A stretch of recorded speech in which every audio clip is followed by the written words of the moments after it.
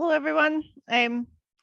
Welcome to live from the Loch. We're hopefully going to spend this evening taking a look at the Ospreys from a slightly different angle from what many of you are probably used to. We've got a camera set up in the top hide, and we'll spend the next couple of hours answering your questions and looking at what the birds are up to this evening. So if you've got any questions, can you put them in the Q&A panel? Rather than the chat box, and please don't put any links or anything in the chat box. Also, this is being recorded, so if anybody needs to leave or comes in late, it'll all be put up on the website afterwards. As always, we'd like to thank the players of the People's Postcode Lottery for supporting this event. And whatever questions get put in the chat, I'll pull out ones I can answer, and we'll try and get through as many as possible. So I think we will go live to the Loch, if that's possible. Tech team. Aha, there we go. So this is the split birch, which is directly opposite the double-story hide. And as you can see at the top of it is one of our ospreys.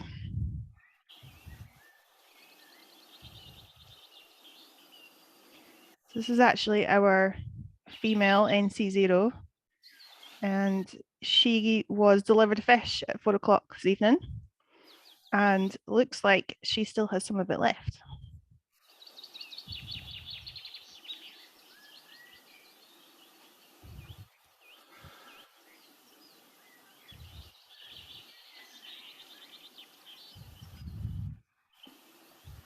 So if NC0 is on the split birch, then that means that LM12 should be on the nest. They currently have 3 eggs. The first one was laid on Tuesday the 12th, the second one on Friday the 15th, and then the third one was laid on Easter Monday. So that's 3 eggs in the clutch. That's quite normal for ospreys. Certainly seems to have been the pattern for NC0. You can see her tearing away at the fish there.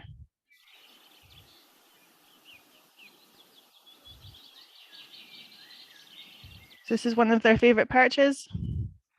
This is a place they will quite frequently sit. So you can see that is quite a dead tree with sort of where the limbs being severed at the top. It presents perfect perch for them to sit on top of. Must have been some size of a fish if you're still eating it 3 hours later.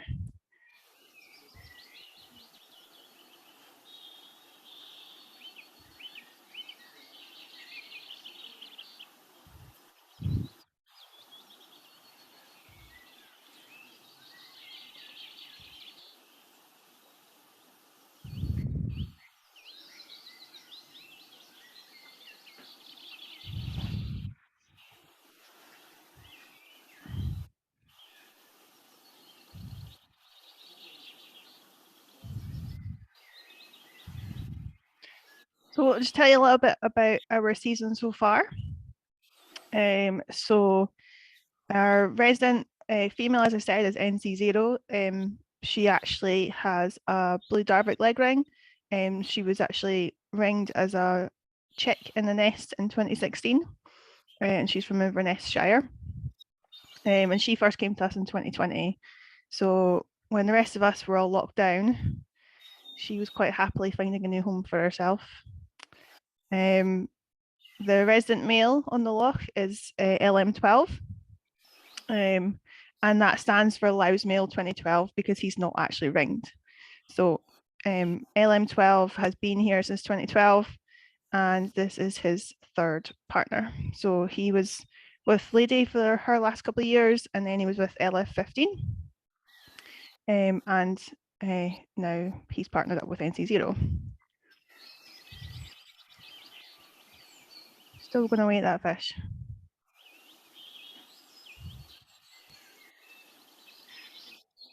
So from our observations in 2020, it looked as though they managed to raise one chick to fledging. Last year they had 3 chicks. Unfortunately, one of them passed away when it was barely a week old, but they managed to fledge 2 chicks last year. So they've fledged 3 chicks so far. And hopefully, if we get some decent weather this May, when the chicks hatch sort of the 3rd week in May, we will hopefully have another 3 chicks to fledge this year. So we're just zooming out to give you an idea of just how far away they are from the from the hides, I should say. So barely perceptible through the camera lens. So this is the Loch of the Louse, if people haven't seen it before.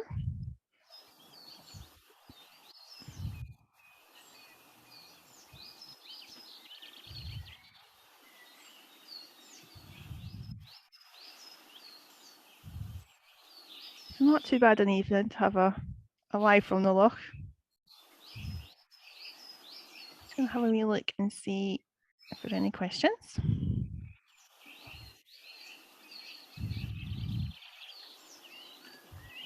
So Mel asks, how can you tell it's the female from a distance? So you could see a little bit that she had a bit of a darker chest, but that's not really conclusive.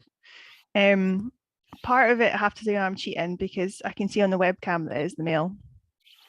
So he's sitting there dutifully incubating the eggs at the moment. So it's a bit of a cheat, I'm afraid. But we also have volunteers in the hide who've got really good zooms on the telescope, so they can zoom in and they can tell from the hide that that's the female on the top of the split birch.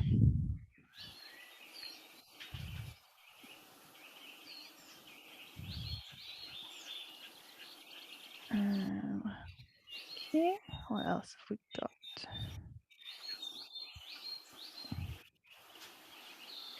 So another question asking, is the fish they eat actually from the loch or from the Beaver River? So it's a mix of both. So we have a tay really close by that's just coming through Dunkeld, and they can get eels, they can get salmon, they can get all sorts of things at the tay.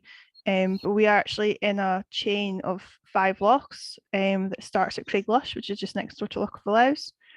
And then there's Louse, Butterston, Cluny and Marley lochs. So all of these have fish in them, predominantly pike and perch, and that's usually what LM12 will get out of Louse. There's been more perch so far this year, actually.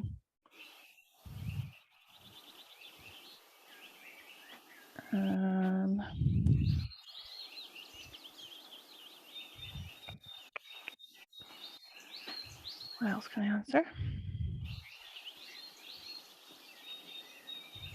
I answered that one. No idea what the fish is, unfortunately, Colin, I'm afraid. I think unless it was noted down at 4 o'clock, we're unlikely to know now. Oh, and the male is getting up and moving around on the nest.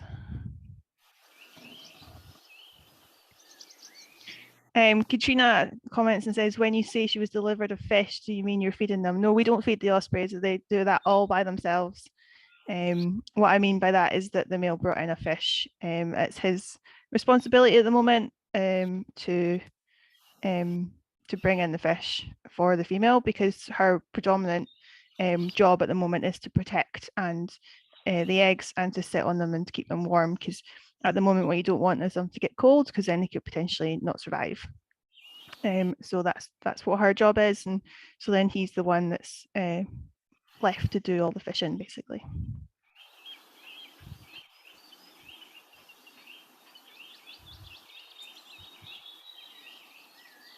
There you go, you got a nice clear view of her. So you can see a little bit of the brown on her chest. I grant you it's not very obvious, but it is there.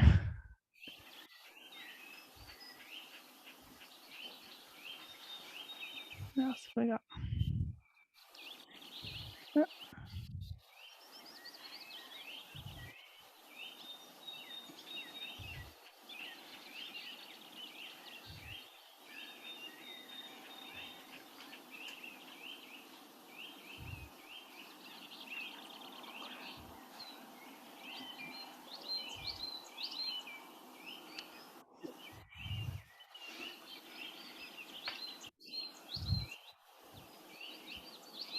She looks like she's finished feeding for the moment, but if she's still got fish in her talons, she probably won't move until she's fully satisfied. It has been known for fish to be taken back to the nest and for it to sit in the nest until they're ready to eat again, so that might happen as well.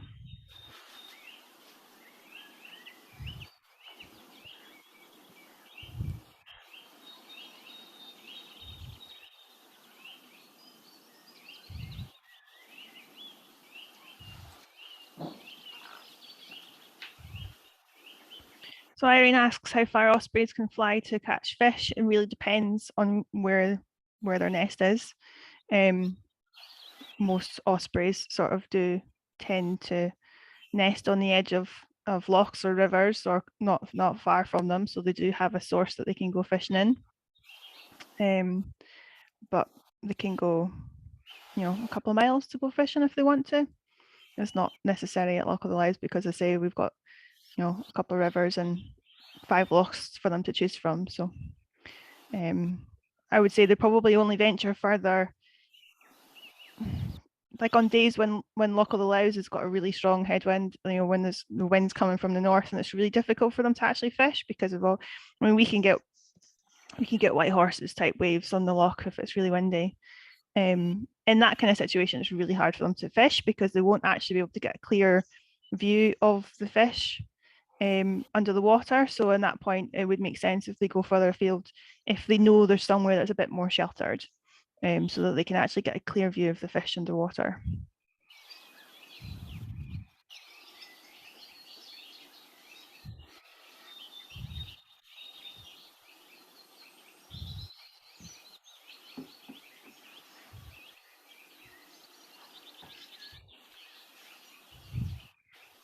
She certainly seems quite happy. She's just sitting there, probably slowly digesting her fish.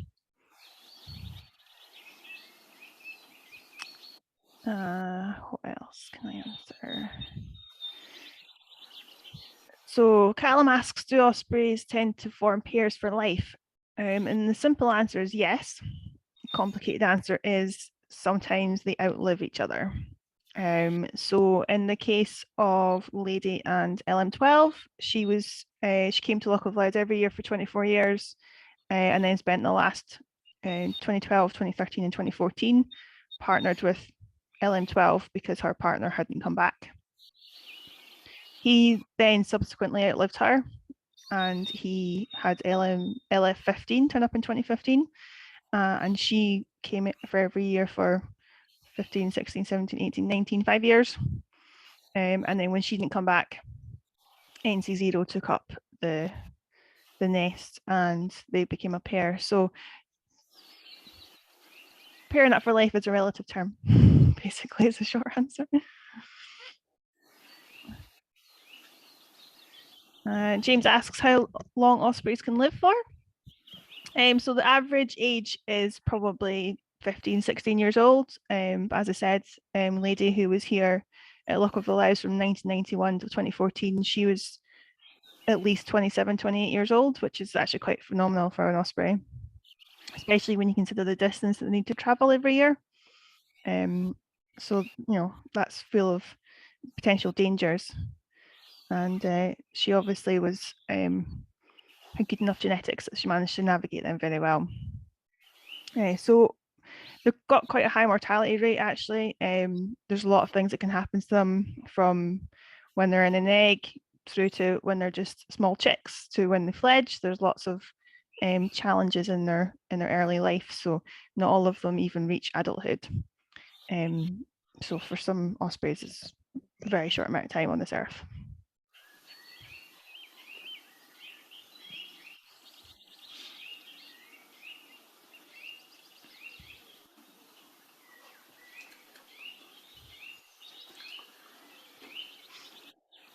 So can maybe switch to the webcam for a little bit and see what LM12 is up to.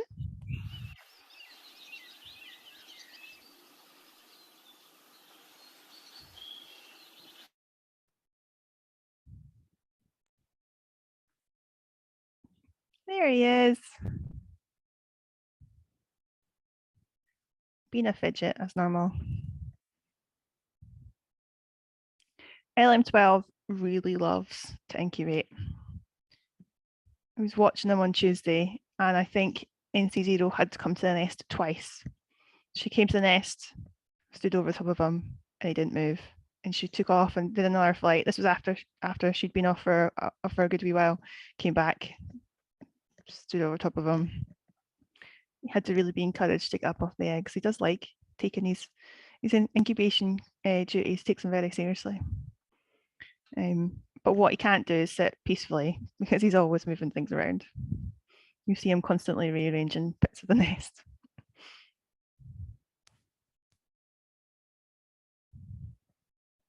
So someone was asking earlier on how we knew that was female. Well, the reason we know this is the male is if you can see at the back of him, he's got feathers, and the feathers above are actually his tail feathers, and the feathers below are his wingtips.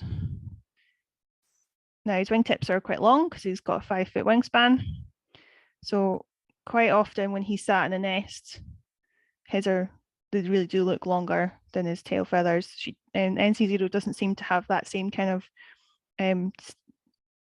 distinction between the lengths of her tail and her wingtips when she's sat like that, whereas he really does.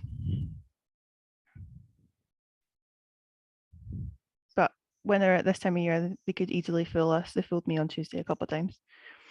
So the other thing, if he turns his head, is he's got a continuous brown band from here back towards the end of his head, whereas NC0's got a break. She's got white feathers coming down here, and that's another way it helps us because they've got quite similar markings on the back of their head, but he doesn't have a break you see around his eye. And if she comes back on the nest, you'll be able to see hers, and she's got a very distinctive break in between so she goes white here and then she's brown all the way back.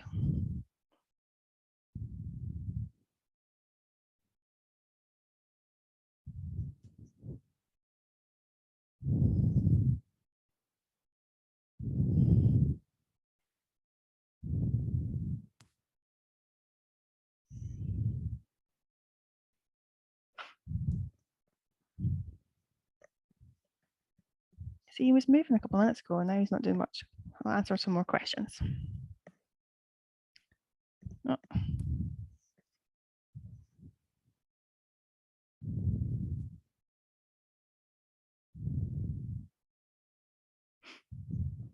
Okay.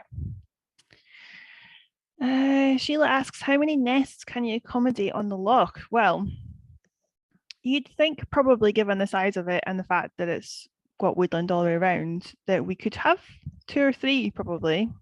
However, Scotland is nowhere near as populated with ospreys as it could be or what it would have been in the past.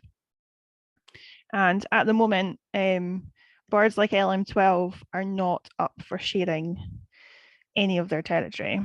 So in North America, they can be like on every other telegraph pole. You can have lots and lots of going back to the live camera. They can have lots of nests in relatively close proximity, but that's because their population didn't drop. Well, as far as I know, they didn't drop. So all those birds are used to having all of those competitors around them, so they're much more likely to tolerate them. Whereas because our birds are the only ones in this vicinity, LM12 is really not willing to share, basically. So we quite often get other birds intruding in the area. They come in and they have a look around. They might be really high. They might actually come really close or even land on the nest. But when this happens, NC0 will alarm call, particularly at the moment because obviously she doesn't want anything to happen to her eggs. But LM12 will also, as I like to term it, guide them out of his airspace.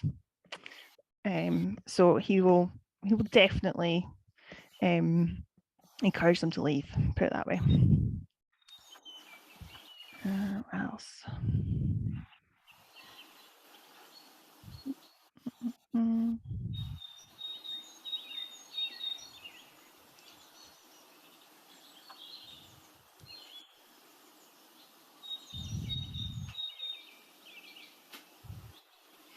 Aurelian asks, why doesn't the male bring the fish to the female on the nest? Well, he probably did. I wasn't watching at 4 o'clock, but I know that's when he did it. So yeah, he would have, because that's where they do the changeover. And when they do the changeover, he would give the fish to her, and then she flies off. They won't eat the fish on the nest at the moment. Oh, we're moving. Oh, Netlam 12's on the move.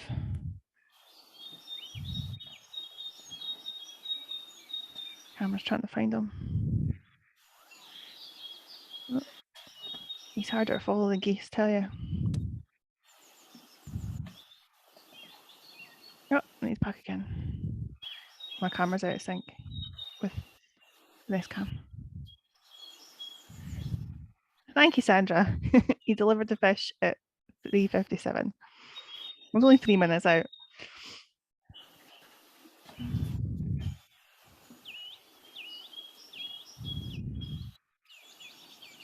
So Katrina asks if the ospreys are monitored when they're in Africa. So they don't all necessarily go to Africa, but we know that a good proportion of them definitely do.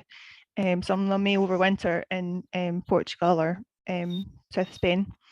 There are organisations that go out and monitor them. Tim McCrill has links with people in the Gambia, and I know there's lots of people from Rutland that do go out, volunteers and such like, because we do occasionally get photographs from people who have been out there and have seen our birds over the winter. So I think they do a little bit of monitoring, because they do a lot of conservation work out there, and they do a lot of education work as well.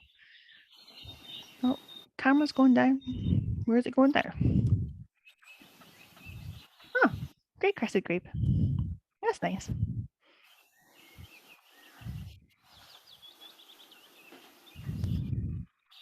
So yeah, the short answer is we don't know where our 2 individuals actually overwinter. We presume it's Africa, but we don't know for sure.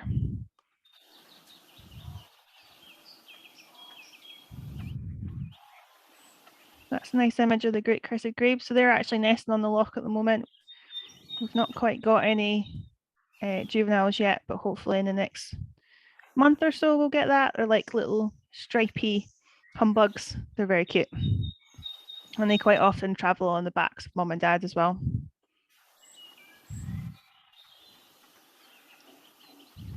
So they've got quite elaborate sort of headdress. Their feathers are sort of like at that at the top.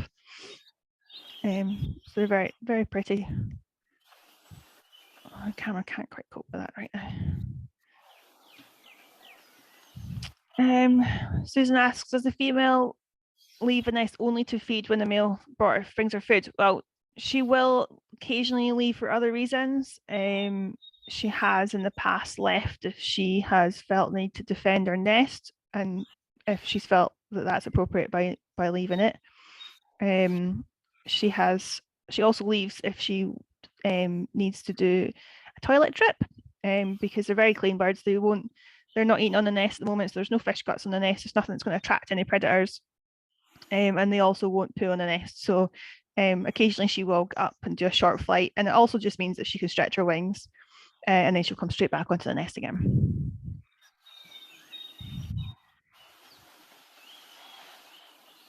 She's obviously quite happy because she's still there. You can see her head's up. She's just kind of scanning her surroundings.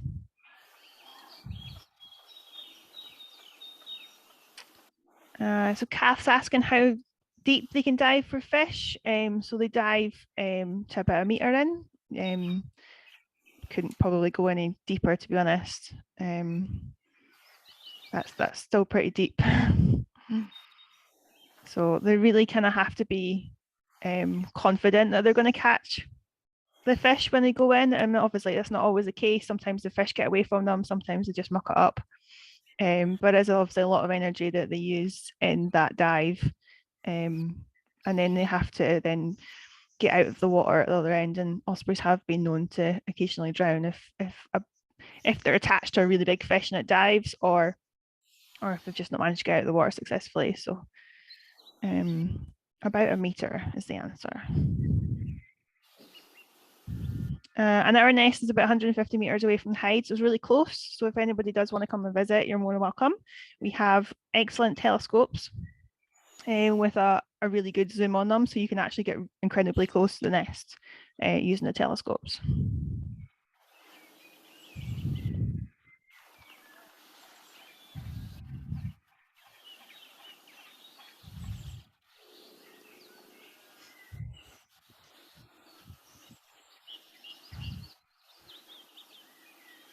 Oh. Hi, Ali. Lisa asking, how long was the old nest used? Remember when it was in use? When did the present nest start to be used? Well, this nest has been up there since 1989. It was actually put up there by some local bird ringers who are also climbers. And they put it up there. It's actually an old tatty basket. So they put the big tatty basket up, and then they started wiring proper sticks and twigs and whatever to the actual basket. So they started the nest. And then my understanding from previous volunteers and current volunteers is that I think Lady's third partner, I think he was Green something, Green 7Y or something. He apparently was a very prolific builder. So he's done the bulk of the work in building up that nest. But it's been there since 1989. It started properly getting used in 1991, and that was actually the first year that Lady was there. So it has been built on every year, pretty much. Oh, well, yeah, it has been built every year, built on every year since 1991. So that's 30 years of building. Prior to that, there's been in the 60s, sorry, in the 70s, there was one towards the bottom end of the loch. I think the first one blew down in a storm, according to the records, like the old ranger journals. One blew down in a storm. The other one, I think, fell over because they tend to actually nest in dead trees. So the split birch is actually something that's probably more likely for them to actually build in. Quite often they're dead Scots pines because of how Scots pines sort of split at the top. But they specifically chose a live tree for the artificial nest that we have. And I've been told in the past that this is the only webcam nest that's actually on a proper tree. We don't have a platform, like a proper platform. It is actually in the tree. And the camera's also attached to the tree, which is why when the wind moves the tree, the camera moves as well, as opposed to having a separate one.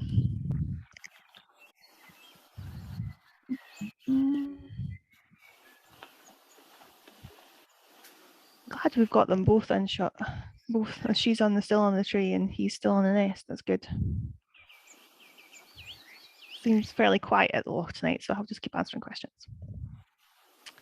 Anne asks, how high up can they see the fish? So they reckon that they're gone from as high as about 90 meters. That's what I read earlier on. It's quite tall.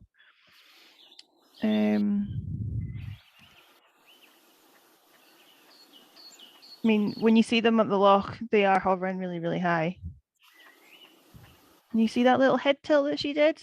That's her narrowing in on something. She was watching something there, and they do that to sort of judge the distance of where it is. You see that a lot of when the young ones are getting bigger and they're practicing, and they're just wandering about in a nest, they do that. They do this movement a lot, and we think it's because they're sort of zeroing in on what they're trying to look at, and they're trying to judge the distance of what it is and where it's coming from. Jennifer asks, do you know what happened to LF15? LF15, because it was tagged. So LF15 wasn't tagged. So she, like LM12, we don't know where she came from. We don't know how old she was. So there was no way of actually following her. No way of knowing who she is or where she was when she was in Africa, and LM12 was the same. So I think you may be slightly confused with another bird.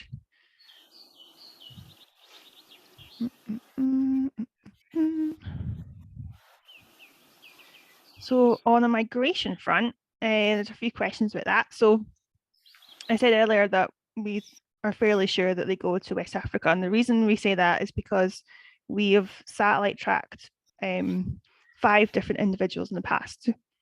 So we did one from our site in 2012, and then memory serves, we did 2 in 2013 and 1 in 2015, I think. No, 2014, because it was ladies last.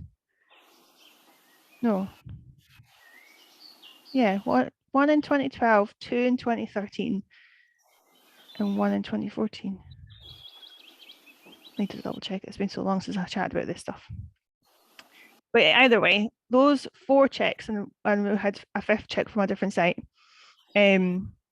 all went to West Africa. So they all went to either the Gambia or Senegal. And the interesting thing from the satellite data was that you could tell the speed that they were flying, you could tell the altitude they were flying, you could even tell if they were sitting in a tree when they roosted for the night, because they were obviously not on ground level. So you could say that they were, 3 or 4 meters high, or 10 or 15 meters high. So you knew they were in a tree, basically. But what you could also tell was you could overlay the weather. So you could actually track what they were doing and whether the wind was pushing them along and all that kind of stuff. And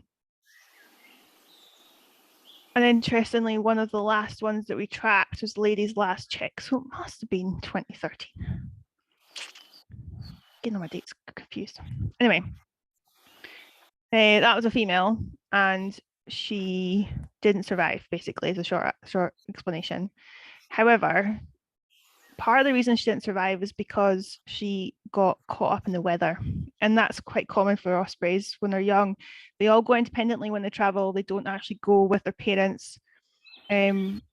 Typically what happens normally is that the adult female, at our site, the adult female goes first, then the juveniles, and then the adult male goes last. He's sort of the rear guard to make sure that they're all fed and happy, and then he disappears once they've disappeared. Not that happened last year, it was something completely different. However, this female that went from Laos went independently. It was female's last chick, lady's last chick, and you can tell from her satellite data that when she got down to the bottom of Wales and was heading towards Cornwall, she met a storm.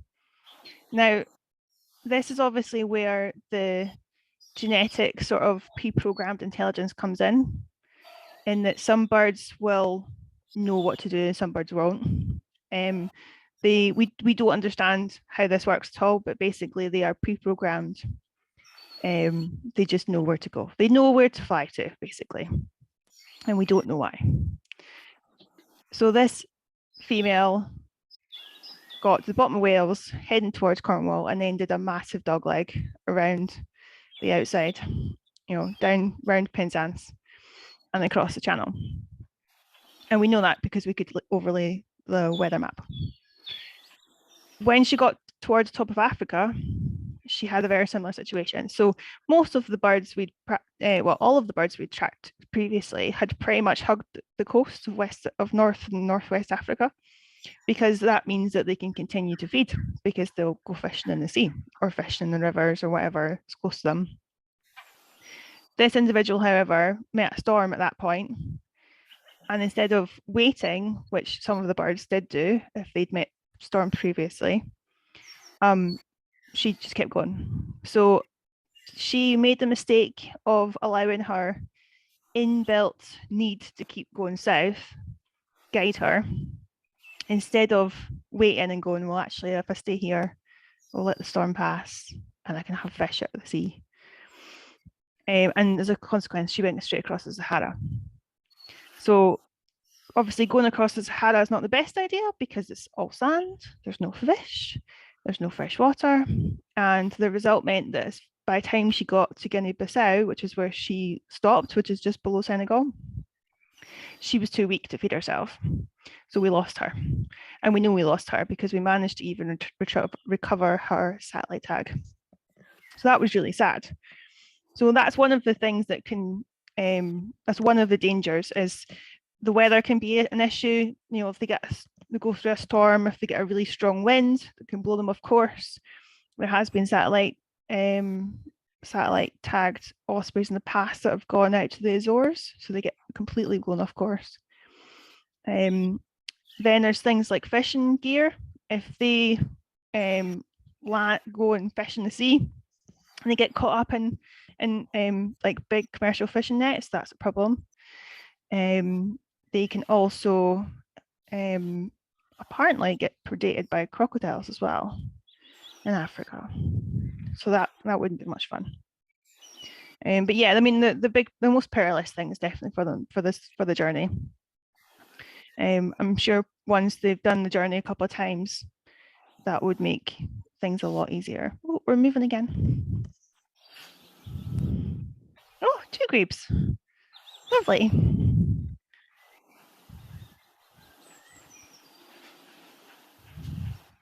See them doing their little head bobs.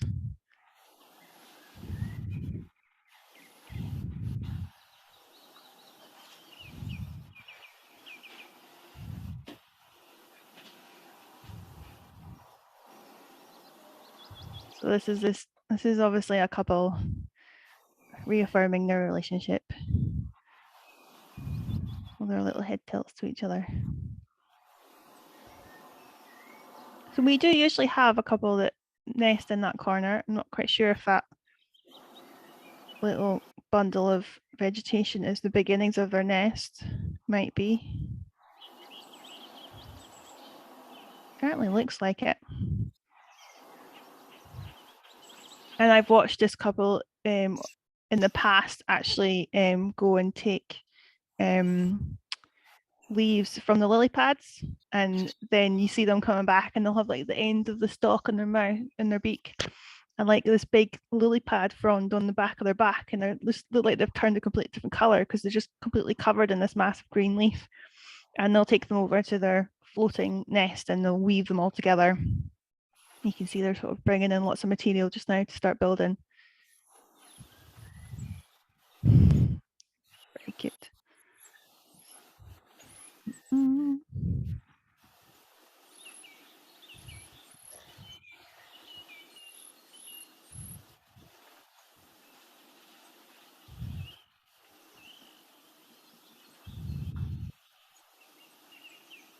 Oh, but interesting question from Valerie, who's asking, how do you know Lady was the same Osprey?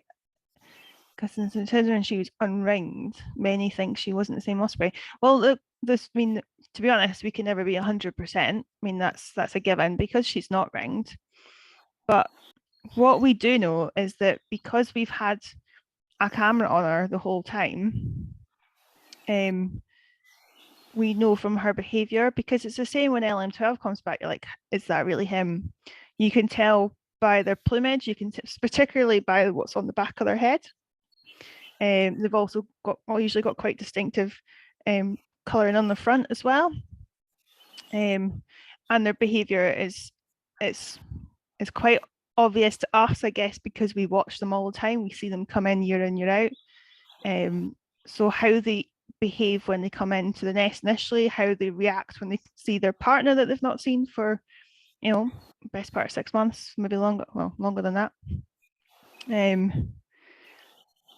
Lady also had what we used to term the lightning bolt. So she had a very distinctive eye that they always used to zoom in on when she ever turned up, because she did look like she had a bit of a lightning bolt on her eye. So they actually, previous rangers, were always fairly confident that that's who it was. But, you can't be 100% certain, because without the use of a camera and without the use of an actual, leg ring as confirmation, you can never be 100%. We're going back, and she's still there. She could at least fly or something, eh? She looks like she might be having a go at that fish. Are you gonna move? You can, I don't know if the light's better, but that looks like you can see now she's got a lot more brown on her chest. It's a lot more obvious to me now.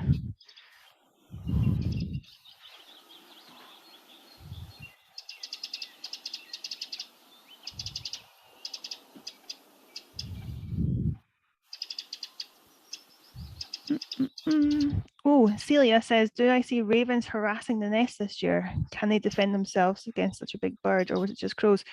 We do have crows, but we also have ravens. I've never seen ravens before this year at Lives, but we actually have a pair. So yeah, they have been buzzing the nest and annoying the ospreys. Not really sure what the ravens would do other than maybe wanting the nest for themselves. I'm not sure if they are the same kind of, considered the same kind of danger as the crows. Certainly the crows in the past have lured LM12 away from the nest and have taken eggs. Last time I saw them do that was 2014 when the eggs weren't viable anyway, so it wasn't such a, well, it's hideous to watch, but you know, it wasn't the end of the world because there was no fertilized eggs. They were unfertilized. So yeah, but LM12 is very good at keeping large birds away from the nest. He doesn't like the geese, he doesn't like the herons, and he certainly doesn't like the ravens or the crows. So LM12 will do, continue to defend them, put it that way.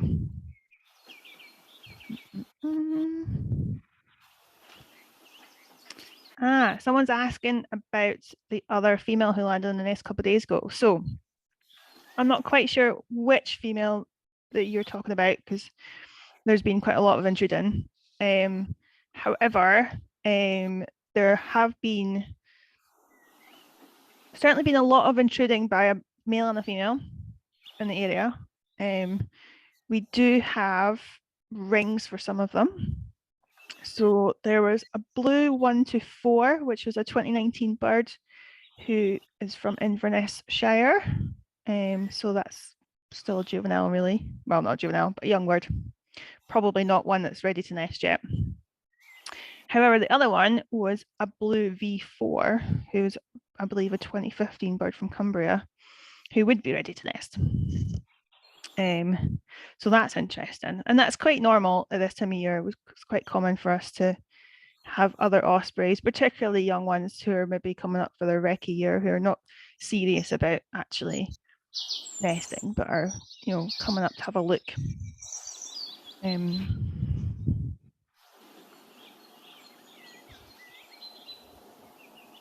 So yeah, interesting when they've got leg rings, because at least you can find out where they came from. When they don't have leg rings, it's obvious they're from a nest that's not monitored by anybody. So a little bit harder to know who they are and where they're from. So just zoomed out a little bit. You can see how calm it is. You've got like a mirror image of the trees on the loch.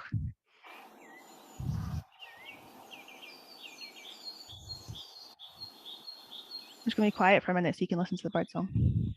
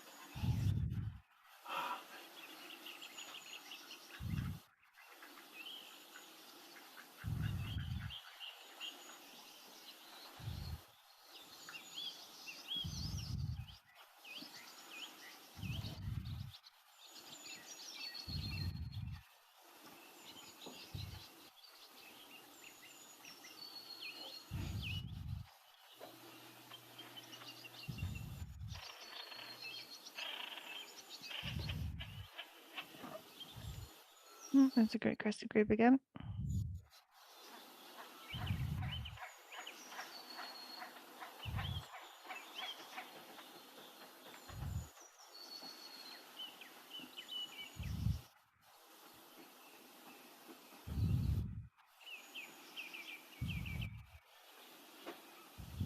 my question is, did it dive or did we just not fast enough to follow it?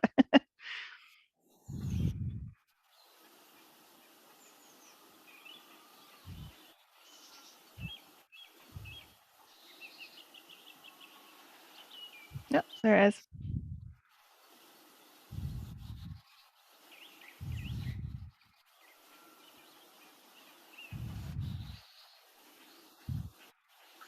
I won't be able to answer all the questions, but I'll certainly try and go through a few more of them while we're waiting for her ladyship to fly. What else have we got? So Susan asks, when the paired ospreys return to their winter grounds in Africa, do they stay in the same vicinity or only pair up when they return? The truth is we're not sure. We don't really know. Like I say, there's not enough monitoring probably done in Africa to fully answer that question. We are of the opinion that they are not in the same vicinity, but they could be. We don't think they are. No evidence either way, which is a rubbish answer. I apologise. Certainly, I've seen pictures from places like the Gambia where you can have an embankment along a river and like just osprey. You know, there's loads of them just sitting there hanging out. So yeah, it's possible.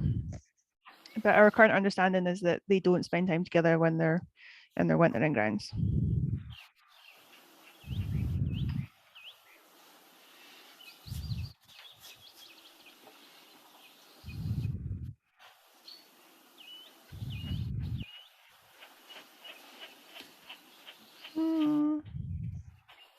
Rodney's asking if the ospreys or their eggs or chicks suffer any predation.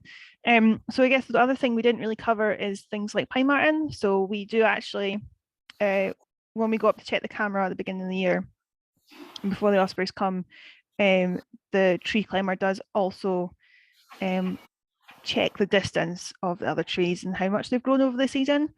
And we also have baffles on the bottom of the tree to stop the pine marten from getting up the tree, because they will come up and try and take the eggs. Occasionally we do get red squirrels on the nest, and that usually they're as scared of the ospreys as the ospreys are of them, so that interaction doesn't last long. But yeah, crows, like I say, in the past have taken eggs. Other ospreys can also be an issue in that it happened at Botogarten where another male chased off their resident male. Ooh. And that looks like a big bird. Is that the raven that's just turned up? Or is it a crow? I can't tell from this distance. Sorry, too low.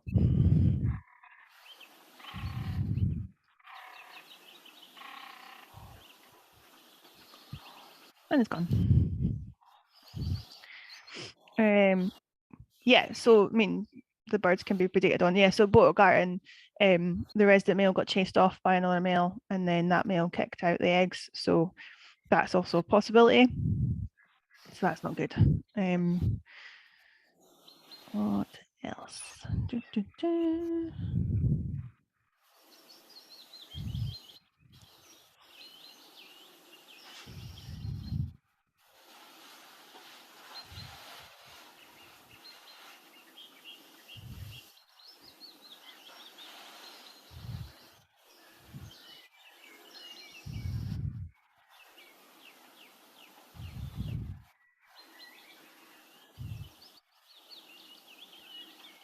Having like more questions. Stuart's asking, do we know how strong the population is in Scotland? The last results I had was from 29 collated and published in 2019. And they reckoned there was something like 226 nests, like active pairs. However, there will easily be more than that. It's something that the BTO collate along with the raptor study groups. So hopefully they'll have an update for us this year or next year. There's always people doing research on these things. So the osprey population will be continue to grow year on year.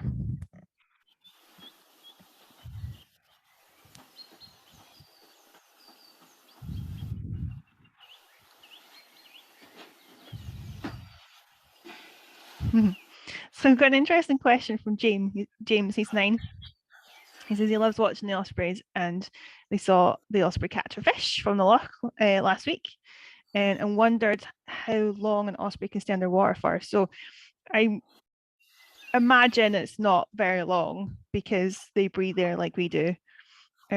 So when they actually hit the water, they've got quite an interesting thing that they've got like another eyelid that comes over.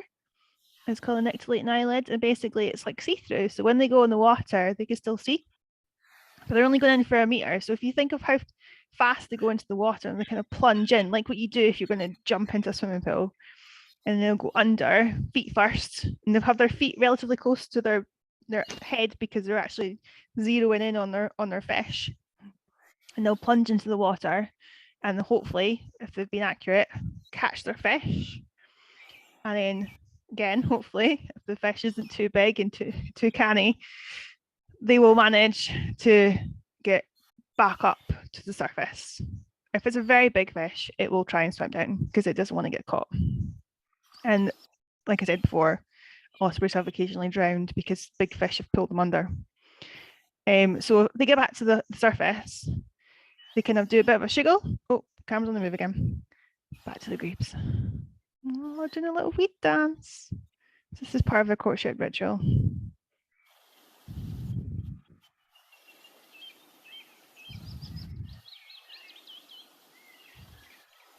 Looks very nice.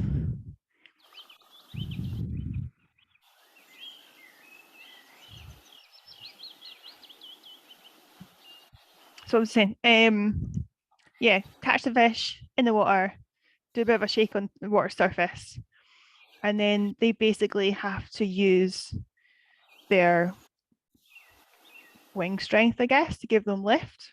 So usually what they do is they're in the water, can't do it, I've not got enough space, but they're in the water, and what they do is they kind of fold their wings back and sort of flick it up, and then they will use the downdraft when they bring their wings down to help them break the water surface tension, and that's how they lift up out the water. It's quite impressive to watch, really. But that's how you get all these photographers with all these amazing shots of their wings folded in and out, and that's, yeah, impressive. Got to be in the right place at the right time to get those photographs.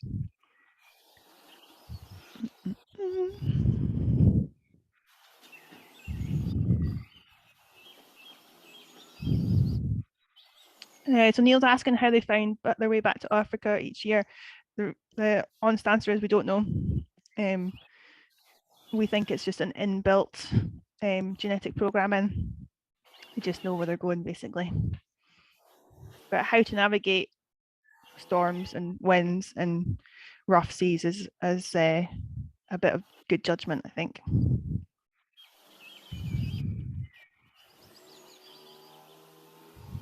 Answered that one.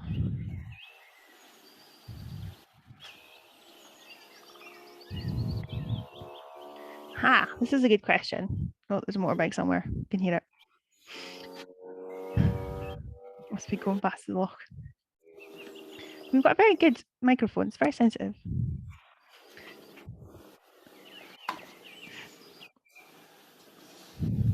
Oh, is she going to leave, or is she? She looks like she's thinking about it.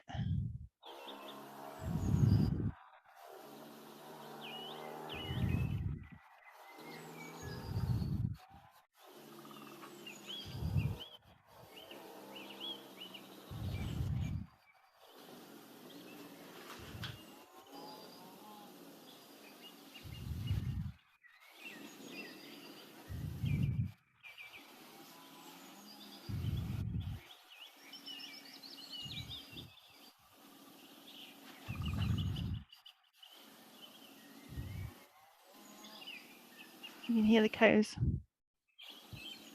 from the farm.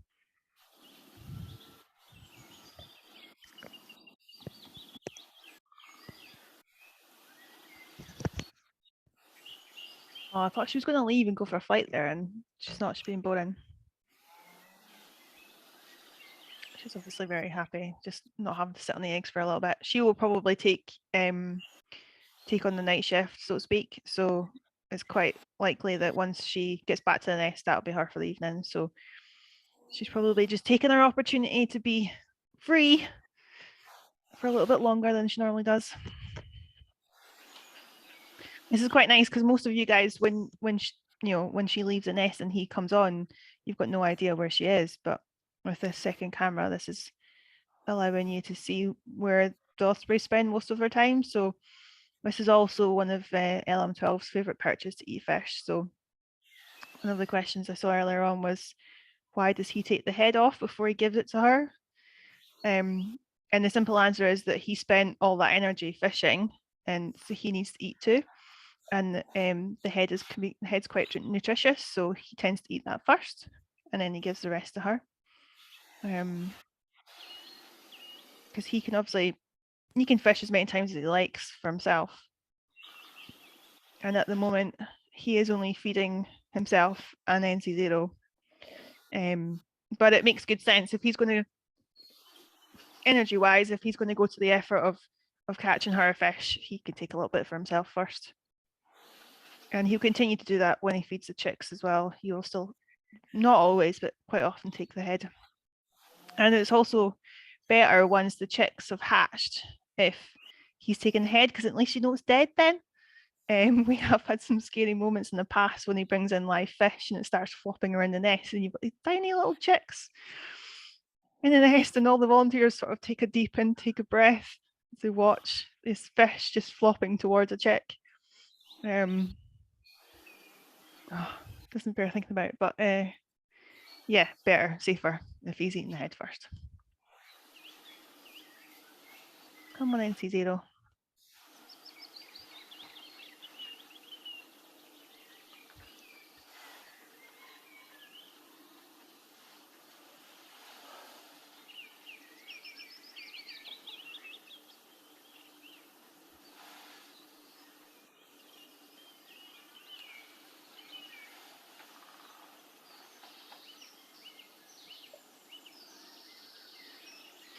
So Katrina's asking how long the gestation period is.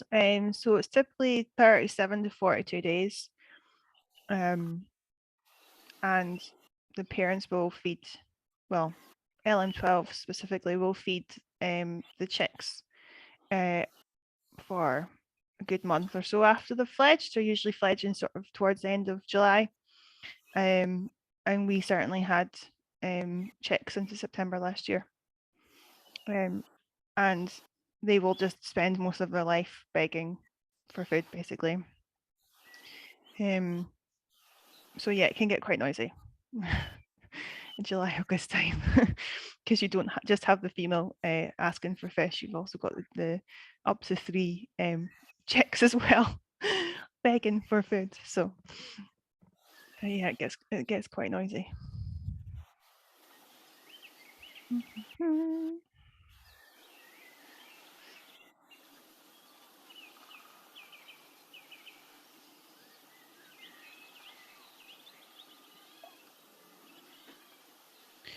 Andrew's asking if he remembers reading that Lady possibly wintered in southern France, which might have explained her longevity. Yeah, anything's possible, to be honest. Like we say, she wasn't ringed either, so we've got no idea where she went every winter. We only presume that she went to Africa because of the fact that we know that her juveniles went to Africa, but there's no reason to say that she didn't stop in southern Europe. She might well have done. And like you say, if she's not going as great a distance, then she's not putting herself as much risk. She's also not expending as much energy in that migration. So yeah, that might have contributed to her longevity, and maybe that was, maybe that was the reason she survived longer.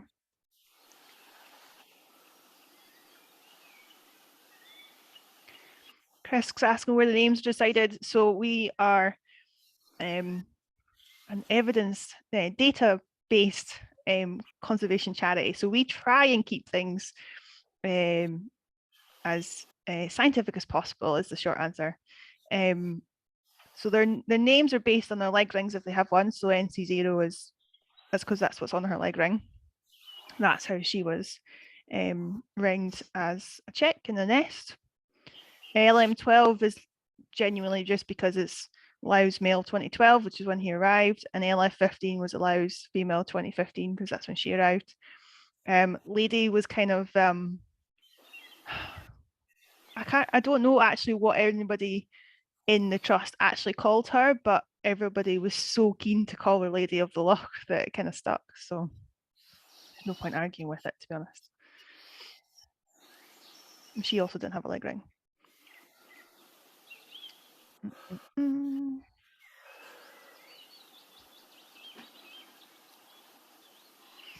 Gary's asking an interesting question. In the recent storms, where do they go to shelter? So by recent storms, I presume you mean the ones in sort of January, February, beginning of March, and the Ospreys weren't in the country at that point. I mean, we did actually hear, I think 1st of March, that there were already Ospreys coming into the country, but I genuinely don't know what the weather was like in Africa. So I don't know what they did in the storms, if they even met any storms.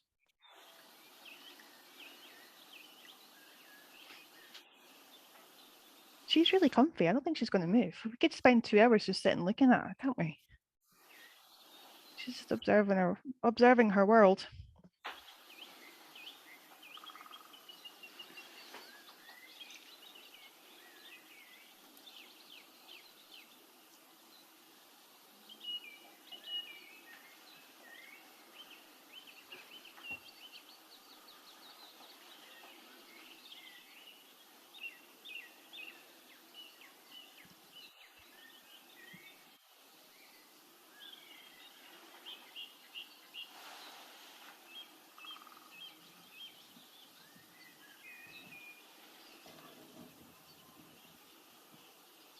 We're on the move again.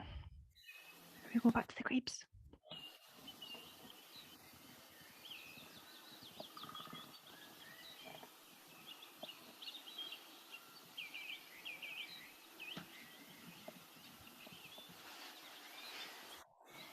So you can see the nest tree in the middle there. So there's zooming into the nest. On the left is the web camera, and since we cut the top of the canopy, end of 2020,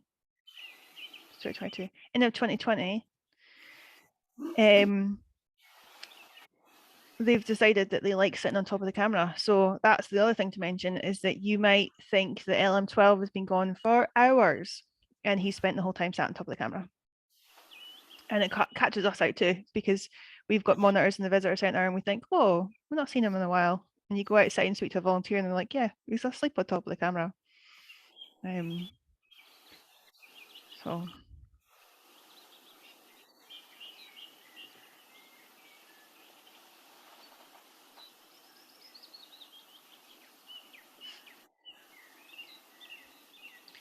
So for anybody that's come to the party a little bit late, I'll tell you a little bit about what's happened so far this season.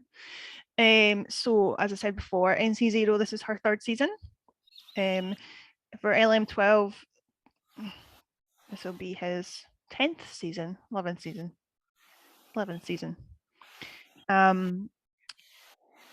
So they laid, NC0 has laid 3 eggs, 12th, 15th and 18th of April. So the last one being Easter Monday, which is quite exciting. So they are probably due to hatch round about the 19th, 20th of May, something like that, because it's 37 to 42 days. So it kind of all depends on how well they're incubated and the ambient temperature and things like that. So yeah, towards the end of May is when we're looking at possibly getting hatching. So they are laid 2 days apart, and then they should, in theory, hatch 2 days apart as well. It doesn't always quite work like that. Certainly last year, the first 2 chicks I felt, almost hatched within sort of 24, 36 hours of each other, and then the 3rd one was a little bit later. So you can just about see LM12's head in that nest. That little white patch, that's him. That's top of his head. So that's how low he is in that nest. I mean, granted, we're looking from a lower height than the nest, but as followers of the webcam will know, he did an excellent job of digging out the nest and lining it with moss and grass and things. So that deep nest cup means that those eggs are really secure in the nest, and yeah, makes it a little bit less windy in there. They're sat in there and they're all hunkered down on top of the eggs. Means you can keep them warm for a bit easier. So what else has happened? So as we said before, we've had ravens pestering them. We've had Egyptian geese. The Egyptian geese were actually looked like they might have wanted to nest on our nest, and we were a bit fearful of that because, you know, apparently they do that in other parts of the UK. So fortunately, LM12 turned up in the nick of time, and he's kind of kept them at bay since then. And then we've had other ospreys intruding, and we have had, as some of you have mentioned, other birds land on the nest. And if a bird is really insistent and persistent, then they can land on the nest. There's no real way of NC0 or LM12 stopping them, because when they land on the nest, they don't look at each other. They'll all land on different parts, and they'll all sort of, they do their defensive mantling, which is when they sort of crouch down and they bring their wings out and they kind of just waft them up and down, and that's like to make themselves look bigger. And that's certainly what NC0 did when one of the previous females landed. But LM12, by and large, sometimes he's not around, but 90% of the time, maybe even 99% of the time, LM12 is around to guide them out of his airspace. He doesn't like them being around for, you know, good reason, because they could potentially disrupt their nesting season. So he will discourage any birds that are in the sky pretty much, but they don't want to come to blows. They don't want to touch each other, and their wings are very important, obviously, because they need to fly, and also they don't want to touch talons. If they damage their talons, they're in real trouble, because that's what they need to actually fish in the first place. So it is a bit of a non-contact sport.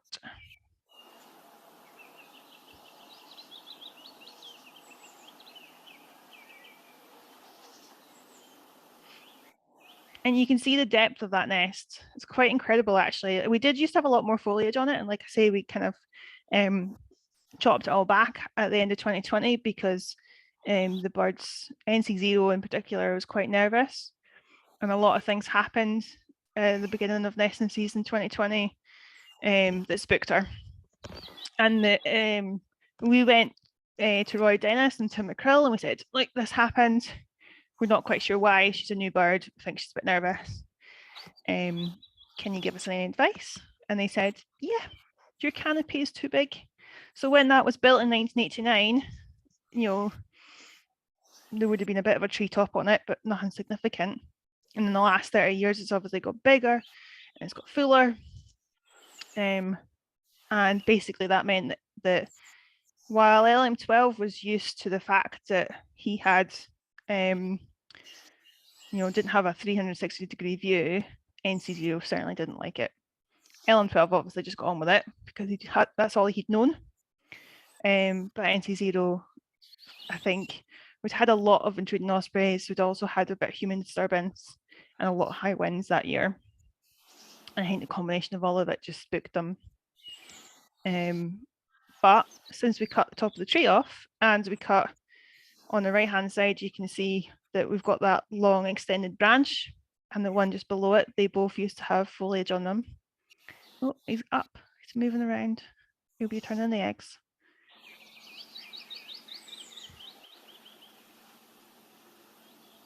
You can see if anybody's watching the webcam at the same time, it's actually there's a bit of a delay because the webcam needs to get loaded up to YouTube and back down again. So now he's just standing up on the webcam. Oh, another motorbike. There's lots of motorbikes tonight.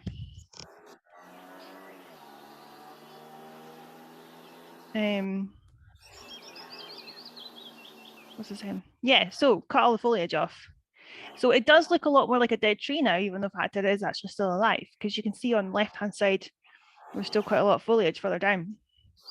But this is much more typical of an actual, a lot of the wild osprey nest, as in like ones that nobody's had any hand in. This looks a lot more typical of an osprey nest, and it's got that beautiful 360-degree view. So NC0 can see people, dogs, pine marten, any type of bird coming from quite a distance off. So she's alert and she knows exactly what's going on at all times.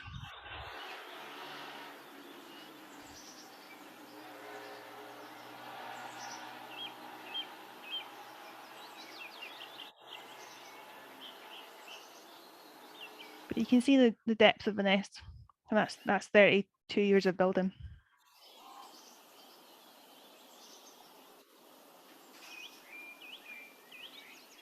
Even looks like it's fallen apart slightly in some places, and there probably is, to be honest.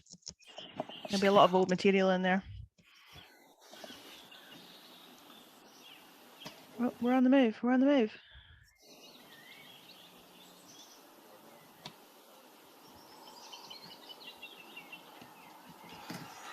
Come on, NC0. You're still eating. My, that must have been a big fish.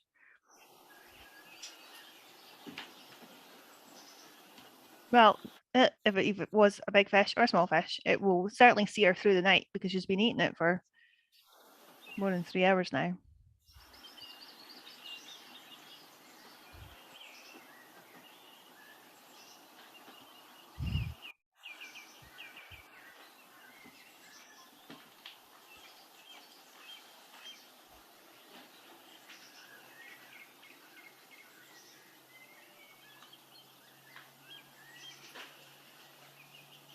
See, the challenge is that if she does fly, can we follow her?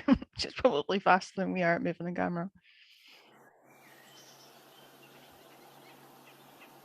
Come on.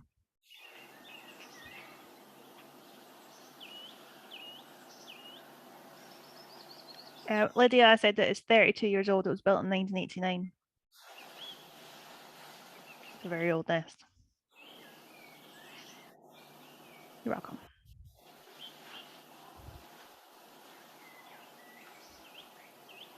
Okay, see if there's any more questions while we wait on her to move.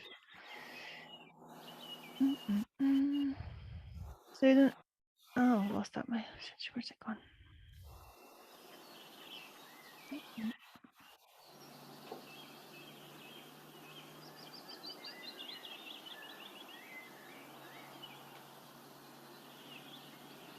Oh, interesting question about the hatchlings. So, this person is asking, in the past, we appear to see that the late hatchlings don't have the vigor of their siblings, yet the parents don't seem to necessarily go out of their way to give equal feedings. Is this true? If so, is it just nature's way? I can give you what I think what the answer would be. A good example would be last year, in that we had two quite strong individuals who got fed for up to 2, 3, maybe even 4 days more fish than the third one that hatched. And they're kind of playing a numbers game, so if they can successfully fledge 3, that's great. If they lose 1, they've still got 2. If they lose 2, they've still got 1. So there is a bit of a numbers game going on. LM12 is more than capable of feeding all 3 chicks. We've seen it before. We've seen them raise 3 chicks. However, last year, like I say, the first 2 were a bit stronger because it had a few more days of fish. The third one was born in a really nasty period of weather when it was really wet, really windy, and it was quite persistent. So there wasn't really much let up in the rain. And from our observations, we could see that NC0 would get delivered fish from LM12. She'd stand up, and it was almost like she was speed feeding. She was just doing it so fast. And because the first 2 were older, they were a bit bigger, they were more dominant, and they were at the front of the queue to get fed. Now, chicks are always hungry, so they will feed until they fall over. I mean, they can literally roll over backwards. They're so full. Their bellies are so big. they're quite funny when they do that. And they go to sleep. When they're sated, they go to sleep. The problem with last year was that because we had that horrible, nasty weather, it was almost like she was making the choice between feeding them and keeping them dry. Because without having any proper feathers, they just had their downy feathers. Without having proper feathers that are waterproof, they would die of exposure. They would die of hypothermia. So she was almost like feeding the first two, and then she'd feed a little bit to the third one, but she would never quite get to the third one in sufficient quantity of fish that it actually kept it going. And that's how we lost the third one. Had we had a dry patch of weather, or even a break in that rain, the first two would have fallen asleep and she would have had the time to feed the third one. And she just didn't get that opportunity. So, yeah, I'm afraid it's kind of survival of the fittest, even from that age, which is a bit sad, really, but just nature's way.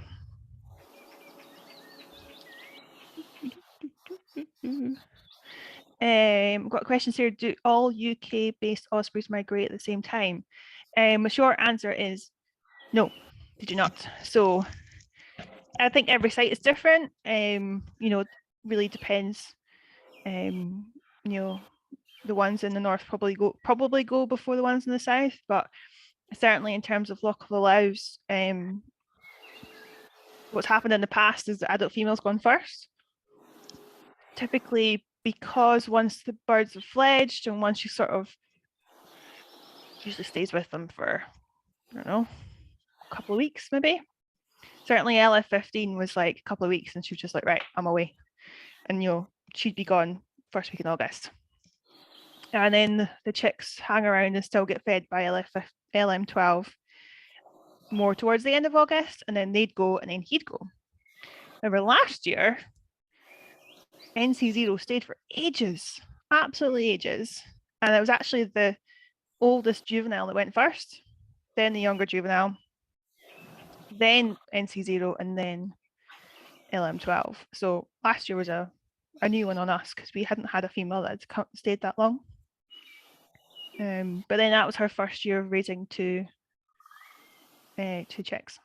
So maybe it just took her longer to recover because she needs to be, she needs to have the opportunity to replenish her, her body mass, eat enough fish that she's in good enough flight conditions she can go to on migration. So maybe it just took her longer last year. And because it was only her second year, we don't really have any frame of reference for her, because, as I say, in 2020, they weren't on the nest for very long, so we don't really know when she left in 2020. Well, there's the farm. That's how you can hear the cows. So this is the bottom of the loch.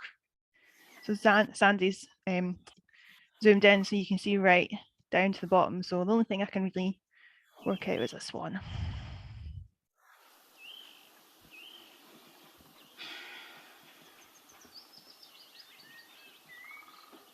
It's one of those weird things that it looks like there's nothing there, but actually there's loads of stuff in the loch. Just the light doesn't always help it.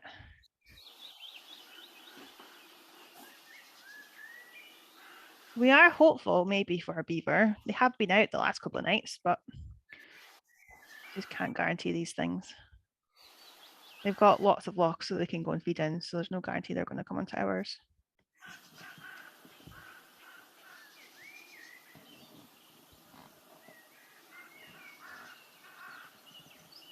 And as you can see, it's still beautifully calm with the perfect reflection of the trees on the loch.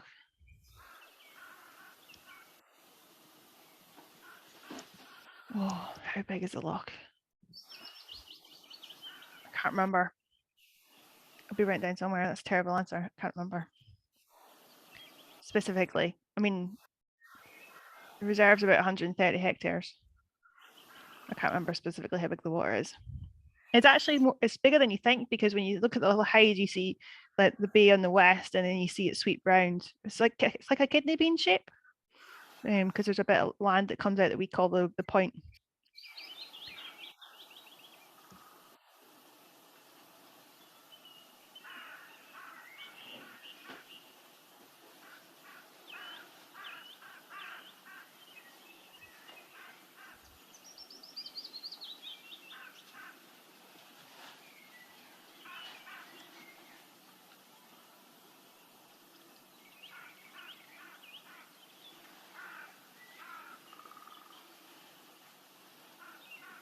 We've got a question asking if there's been any mandarin ducks on the loch.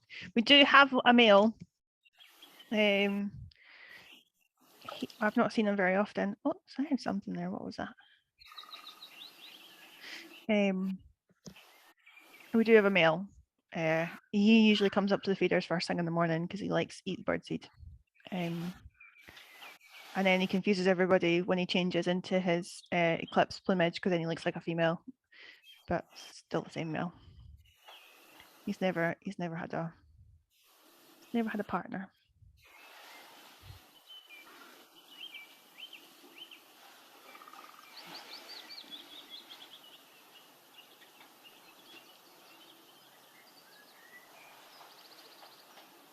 So speaking of beavers, someone's asking if the staff are monitoring the beaver activity. Not in as much detail as we used to. We used to do canoe surveys where we used to go all the way around the loch and observe the types of trees that they'd either taken down or just eaten. And then we used to repeat that year on year, so you could see what the regeneration rate was of the trees, because they really just coppice them. And even if they take a whole tree down that's not dead, it'll come back. So we were checking on that. We also did land surveys as well. So we were looking at where they were, where their lodges were, where their dams were. We would put out camera traps so we could see if there was any kits around. But we don't do it to the same detail anymore, because we've had them on the loch for 10 years now, so we largely know what they do. But they're all the way through the tea catchment, so. Oh, thanks, John. He reckons that was a raven earlier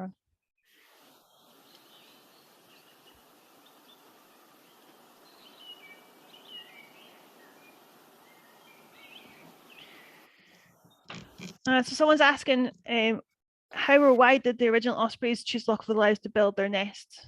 There's lots of other lochs and rivers in Perthshire. The short answer is we have no idea. So ospreys first came to Loch of the Lows in 1969. The trust had just bought the reserve. It was the first reserve that the trust bought. They had 4 or 5 other ones, but they were just management contracts. They didn't actually own it and didn't actually own it. So Loch of the Lows was the first one that was bought, and basically within about 2 months of the sale going through, ospreys turned up, which was very fortuitous, but I think also a little bit of a headache for the warden at the time, because he was a bit like, oh my god, what do we do with these birds? And like I say, they weren't very successful the first couple of years because nests blew down and whatnot, which is why they ended up artificially creating the one on the nest we've got just now.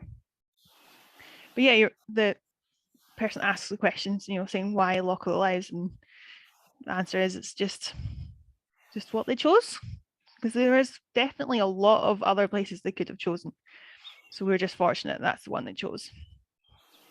And since then, there's been a lot of other nests in the area. When the original pair, who I think were called Anthony and Cleopatra, it's quite a hilarious name, really, given that they're not from Egypt. But anyway, when they turned up, they weren't successful the first year. They were too late, because they turned up about June time. The following year, they tried to nest, but the nest, I think, fell down. The following year, tried again. I think 1972 was the first year there was actually a successful breeding at Loch of the Lows. And of course, by that point, we had not only a hide, we also had the visitor centre, because the visitor centre was built in 1972 as well. So that's kind of where it all began. So it could have been a very different place if the ospreys hadn't turned up.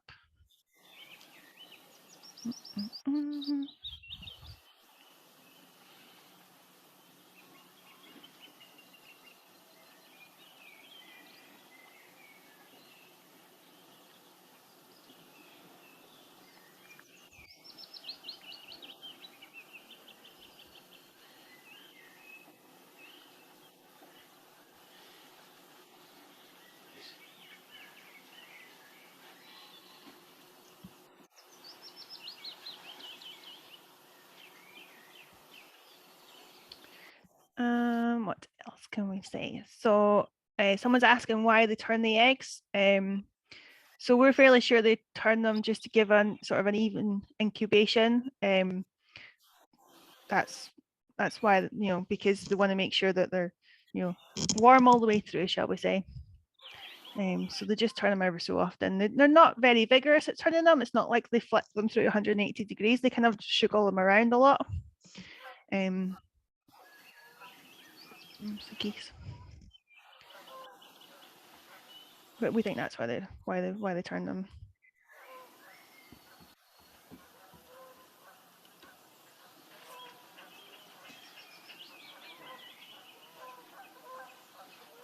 Sue's asking if there's a beaver in the reeds. I think that's why we zoomed in on that corner, but didn't turn out to be anything.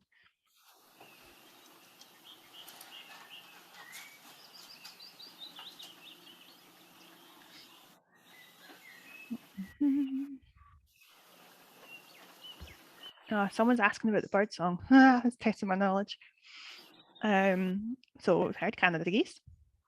I've heard the nuthatch singing. I've heard the great tits. The chaffinches.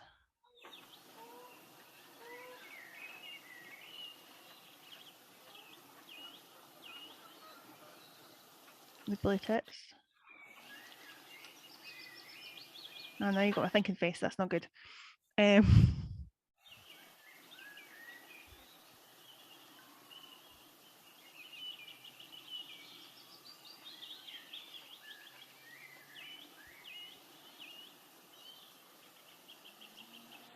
Yeah, bird song's still something that is still a challenge, I'm afraid. Someone's asking if he sleeps nearby the nest, and yes, he does. He sleeps in various different perches. He's got one just below the nest, sort of just on the left-hand side, sort of slightly out of shot. That the volunteers can see him from the hide, but no one else would probably spot him. So he quite likes sleeping there. It's a bit more sheltered than sleeping on top of the split birch.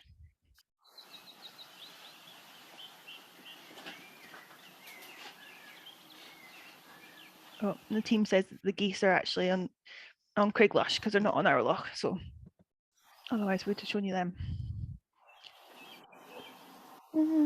Someone's asking about the ringing of the chicks. So the chicks are rung by a licensed ringer. So there is a gentleman that's local to us that has been doing it for years.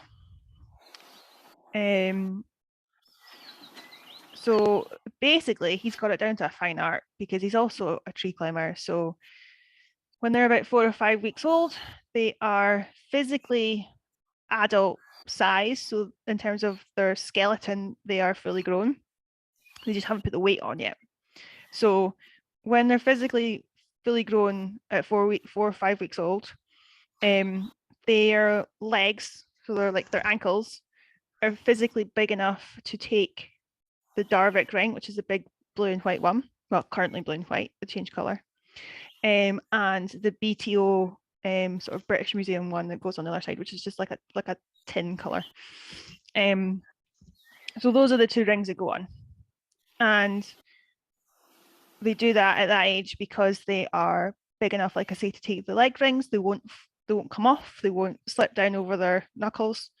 But they're not so big that they would jump at nest, basically, because what you don't want is them trying to accidentally fledge when they're not ready.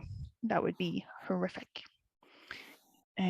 So what they do it when they're 4 or 5 weeks, so that the hope is that because the adult female will come up off the nest and she will alarm call because there's an intruder, a human intruder, doing this. You probably can't see it, but she does this around top of the nest. And that will signal to the juveniles that they need to what we call pancake. So they make themselves as flat as possible in the bottom of the nest. And by doing that, they're camouflaging themselves and should be safe. However, a human then pops up over the edge of the nest, and what the ringer does and has done in the past is he's put something over the top of them and it keeps them calm. And then he knows where their legs are, so he'll just put his hand under the legs, get a leg, put a ring on it, do the other leg, put a ring on it, and he can basically do almost everything with them being in the nest. Occasionally they do fight back, occasionally he gets nipped, but then I would probably do that to him too if he tried to put jewelry on me without my permission. So he does do that. And the last time he did it, it took him 20 minutes, and that's with climbing the tree. So he is so well practiced, it takes him no time at all to do it. So that's the basics of the ringing procedure. And he can also tell, he can make an educated guess of the sex as well. It's not always foolproof, especially at that age, but he does make an educated guess usually. And quite often we make an educated guess. So, we'll look at one of them and go, it looks like it's a female, she's slightly bigger. But we won't know until they actually start breeding. So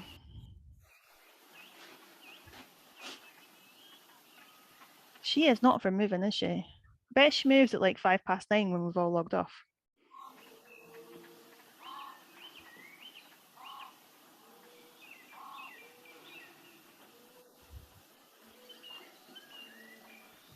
That kind of gives you a perspective of just how big that tree is.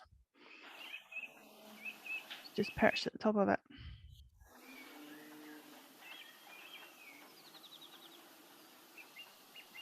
So as you can tell, she's got quite a good vantage point. She can see everything that's going on.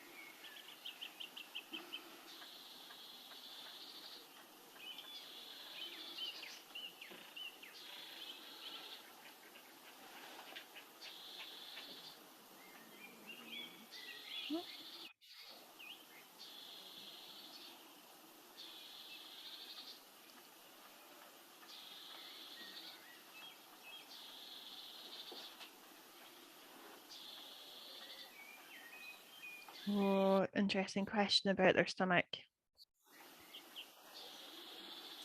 So Lydia's saying that questioning about the strength of their stomach and their digestion and whether or not they can survive, fish that are, maybe not as healthy. To my knowledge, they don't eat anything that's dead, so they're not likely to come across something, pick it up off the ground if it's, like being poisoned and floating on top of the water. They're always going to go for live fish. But in theory, you could pick up a bad one if it's, not. It'd be easier to catch, certainly if it's not very well. They eat the whole fish, so their stomach acid must be fairly strong because they eat everything. So they eat all the cartilage, they eat all the bones, everything. So despite the fact that the nest is covered in flies, they do actually, they're eating everything. There's just being a couple of scraps that's left up there by the end of the summer. So I guess they've got fairly strong constitutions, although I have no physical evidence to back that up other than observation. But that's one to ask someone that's more knowledgeable than me.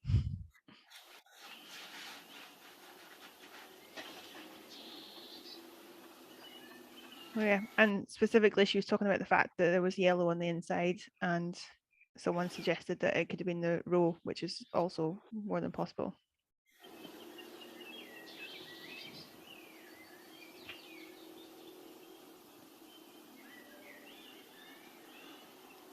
Oh, we're zooming out again. Oh, she looks so teeny tiny. And there she's gone. Can't see her.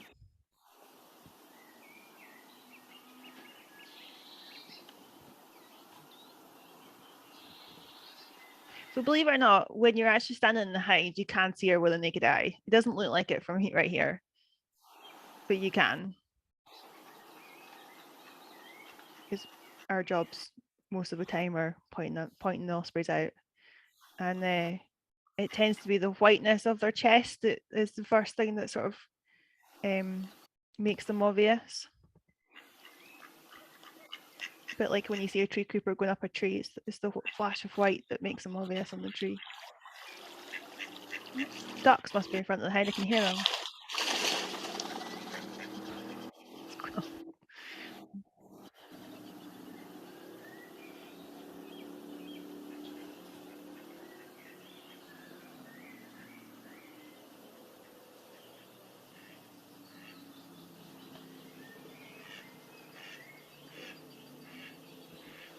I know it looks like he's got no head, but I was watching the webcam a second ago and he was actually preening. So he had his neck fully extended backwards and he was sort of preening just underneath his wing. So his head will pop up again in a second. There you go. Death by magic.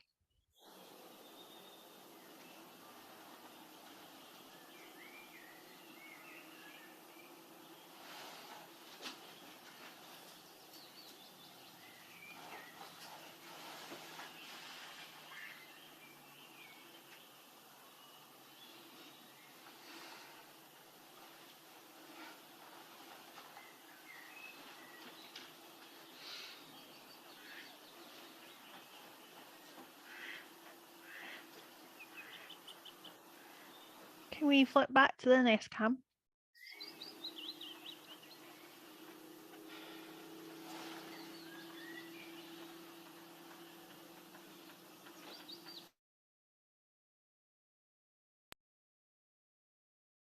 There he is.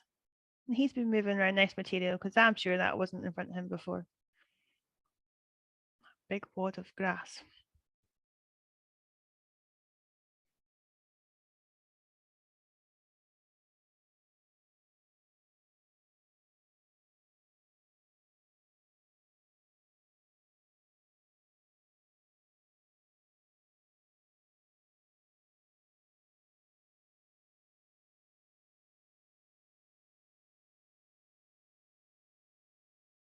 Don't have any sound for the nest cam.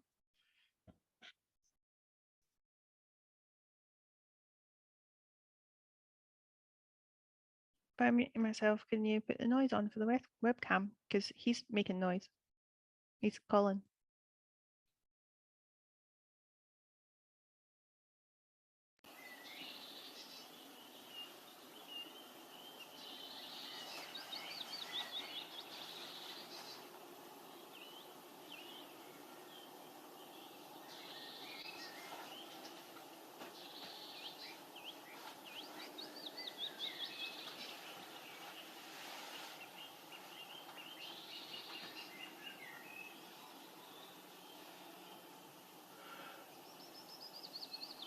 Technical challenges going on here.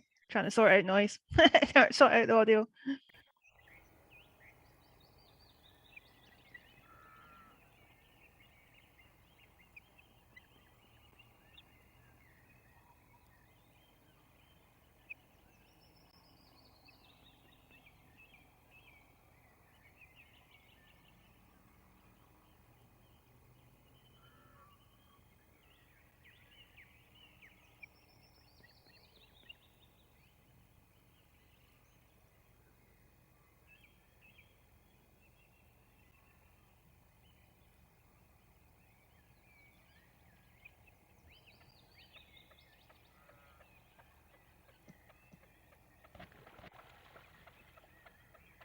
Oh, you can see in the background there's a grebe chasing off another grebe. That's what that big swoosh in the water is. like the ospreys, they like to defend their nest. So this little pair in the corner here on the left-hand side that you were watching earlier doing their weed dance, they'll have a perimeter, they'll have a set area that they like to defend, and then if any other great-crested grebes come in, they're going to defend it.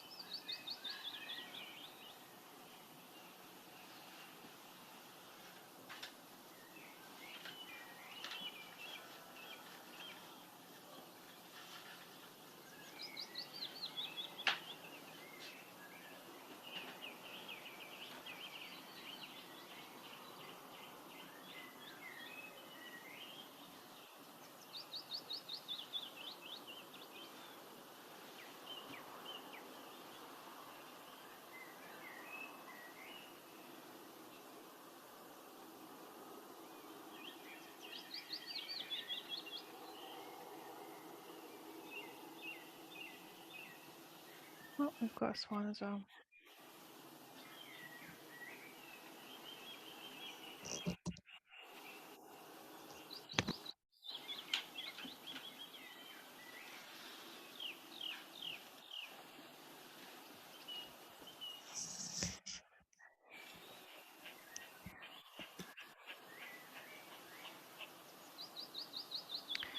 I wonder if there's any more questions.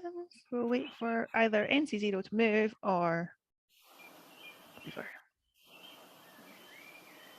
Is the glove still in the nest? Yes, it is. It now looks like a piece of bark, but it is still there. Next time you look at it, it's roughly sort of bottom left-hand side. And see if you can tell the difference between a glove and a bark. It definitely looks like bark to me.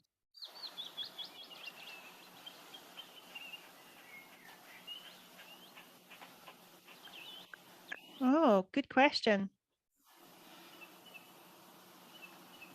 Sue's asking if the wee objects in the nest, they look like teasel heads and he's cuddled up to one. I have no idea. Without having control of the actual webcam, I can't really zoom in to look at them. Most of it's moss and dry grass. Totally possible there's some teasel in there as well. But I'm afraid I can't confirm that for you right now.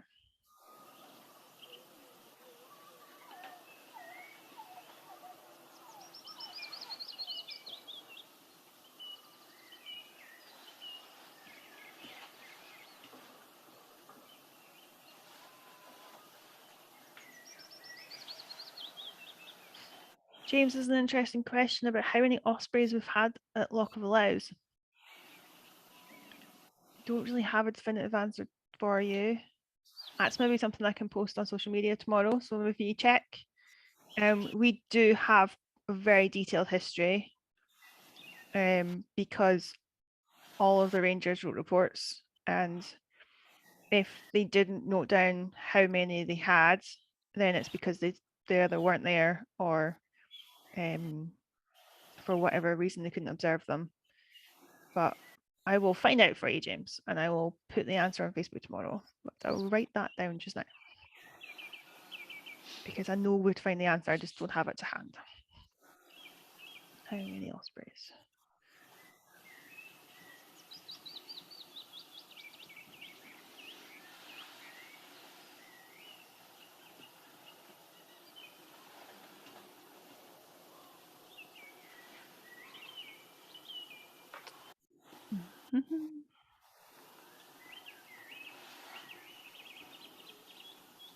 Grebes still just doing their thing.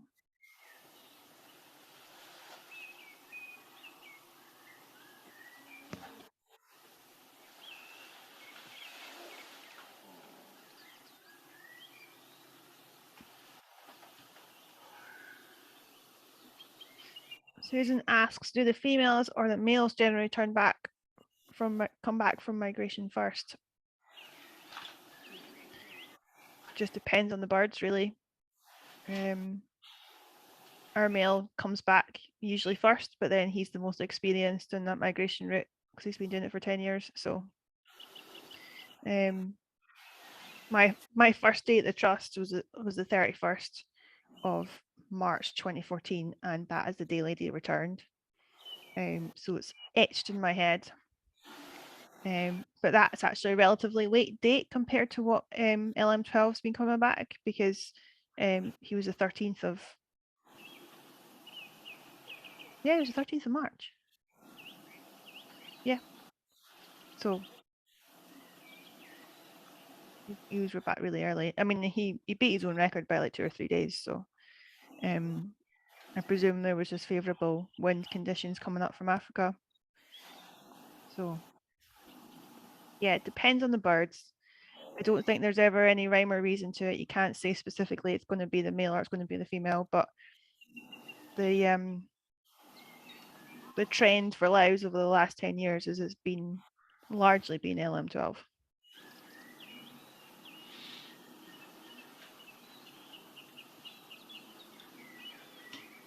Oh, the grebes have gone their separate ways. You can still see the remnants of the nest on the left-hand side there. And they'll keep building that until they can lay eggs on it.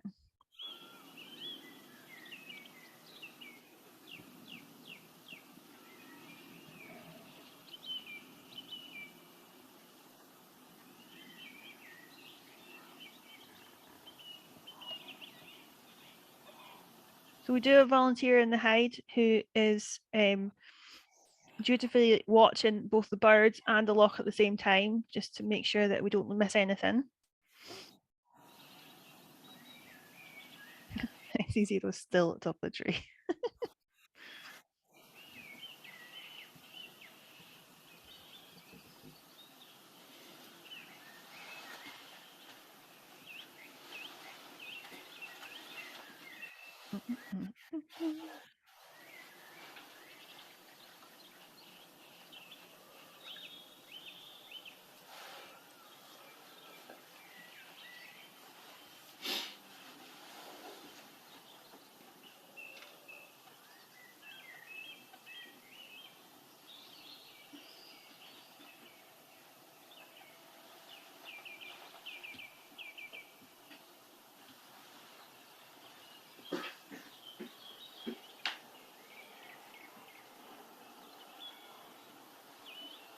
So someone's asking about different types of calls that the ospreys have. Easier to explain this when they actually do them. So she does have a begging call, which you will hear quite a lot, and even more so when the chicks have hatched, because they'll also do it. And it is like a peep peep beep noise, and she'll do it when she's hungry.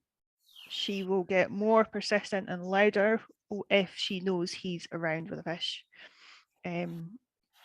She quite often notices that he's around before any of us do, and it's her sort of persistent, high intensity begging call that we sort of go, well, he must be around. Let's go see if we can find him.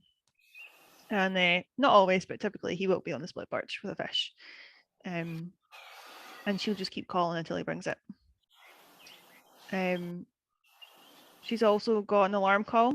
She's got different alarm calls depending on what's around her. So she has one for, well, what really is human disturbance. I'm not gonna make the call because it'll probably sound wrong. But human disturbance call sounds different from an aerial predator call, as in like if other ospreys are in the air versus if she's kayakers. So she does have different calls, and it does mean that we can tell a difference even if we're not even looking at the webcam. We know what's going on because of her behavior. But yeah, she's got lots of different calls. Also, when there's an aerial predator, you can, even before if you didn't even hear the audio, they do a lot of head ducking. So they spend their life going, oh, and they turn their head, they tilt their head, and you can see that they're watching what's above them. And they constantly look like something's dive bombing them, even if it's not. It's just because they're actually trying to focus on on what's above their head. And sort of a bit like that sort of movement like they did before.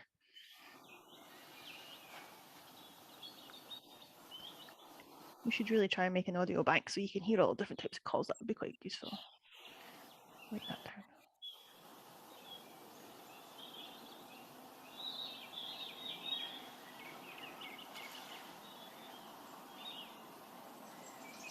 Ooh, good question, Katrina.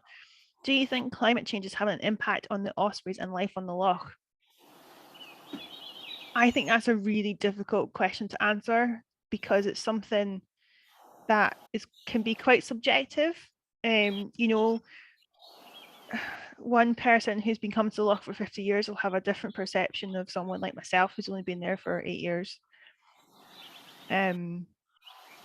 But we have gone through old records. We have old records from ranger reports from the 1970s. And we have genuinely seen quite a marked decline in the number of birds, particularly songbirds, that are on the loch. I mean, we used to have all sorts of things being recorded, and we should have capercaillie apparently. Although I don't know how many we had, but we've apparently had capercaillie. We apparently had wild cats occasionally. Apparently, we've had what's the other thing I'm thinking of? Had adders and lots of different types of birds. Lots. I mean, the list that they used to have in the 70s was enormous. But that's also partly because they used to have a lot more spare time to do surveys. So in the 70s, they had a scientific group, scientific committee, and they made a massive concerted effort to go out and to learn everything that was on the reserve, from birds to fish to fungi to lichens, mosses, insects, everything. So we've got a really good base study. Oh, it's got dark all of a sudden. I swear I'll stop talking if we get a beaver. Keep your eyes peeled for a beaver.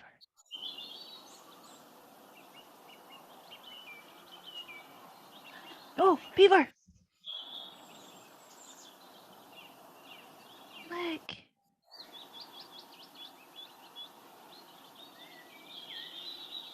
Yay.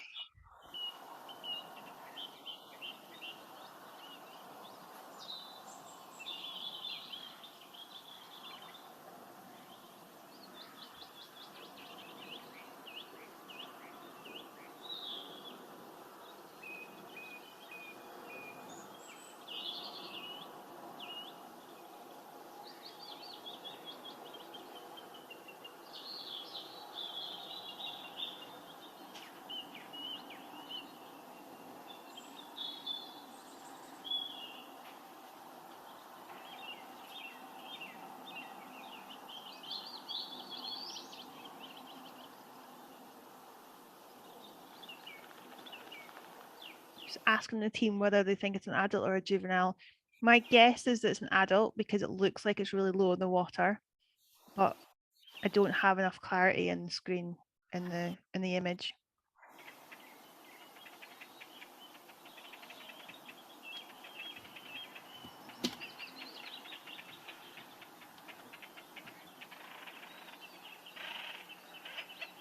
It's an adult. So I was right. So because the adults are a bit bigger and a bit heavier, the only thing that really comes out of the water is the head. So that's how you know when they've got a juvenile, because the juveniles they're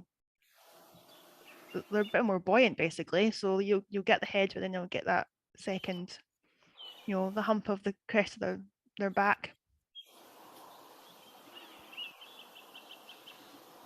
Oh, that was exciting. So we've had beavers on the loch for 10 years. August 2012 was when we first got beavers, and we had an adult male come onto the loch.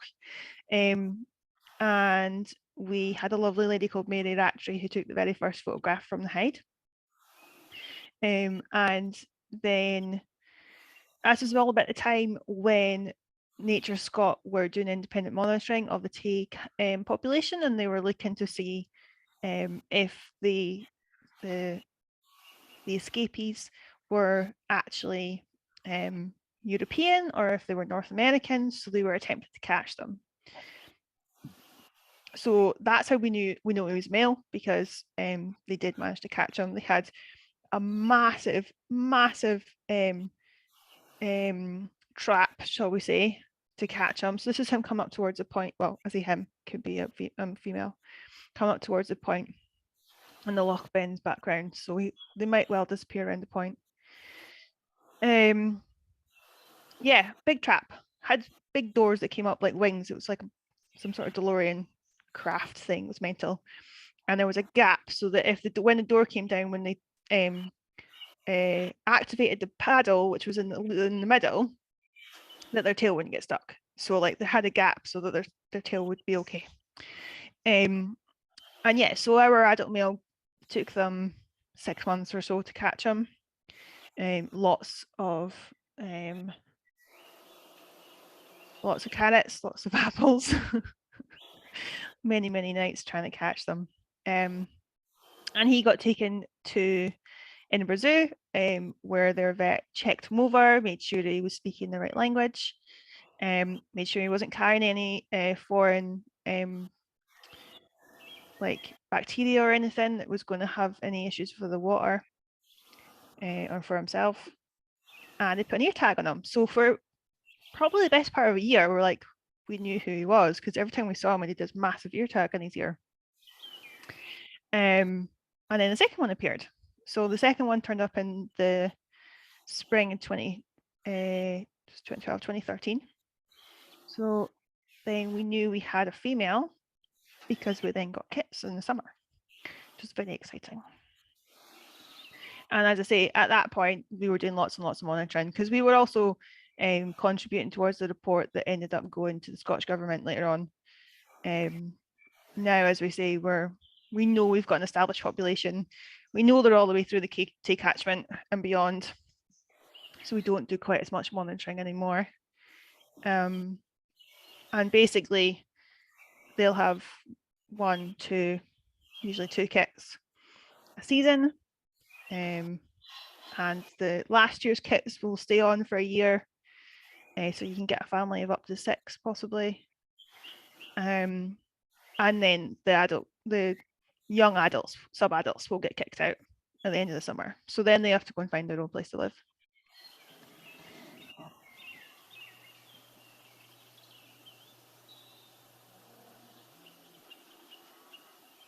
And then C0's still eating that fish. My word.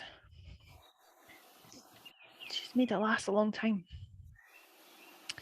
So where was that? Yeah. So some adults will get kicked out at the end of the summer.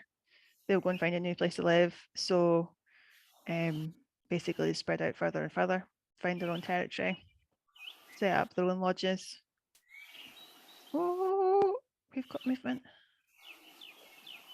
Come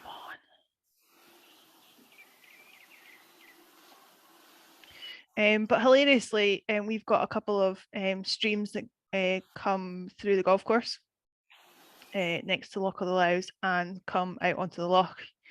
And a few years ago, we did have a sub-adult that had went up one of these streams and just sat at one of the holes on the golf course. So every day it was just like sitting there on the edge of the water, and the golfers were just all going past, marveling at the fact that they were getting to see a beaver every day. It didn't stay long, but I thought that was quite funny.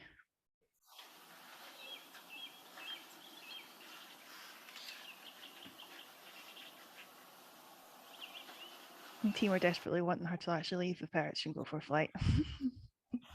I don't know if she's going to oblige us. I don't think she is.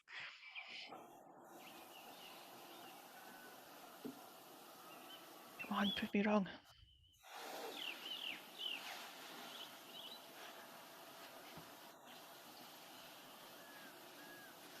As I said before, she might well come back to the nest with still part of the fish in her talons, and they have been known to leave half-eaten fish in the nest.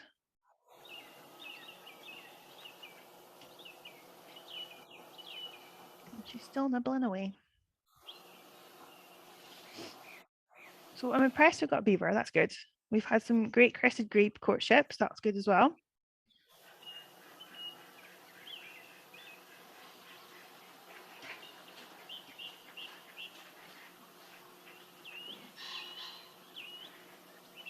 if she just moved, that would end the whole thing perfectly. And I'm all lit up because it's dark in here now. And your questions are bright white. So yeah, the question earlier on about climate change, the short answer is we don't know, other than the fact that we know we've lost a lot of different species from the Loch. And the Loch is not like it's not dirty, it's not unfavourable, but there definitely has been a difference, a vast reduction in the number of species on the Loch compared to what we used to have.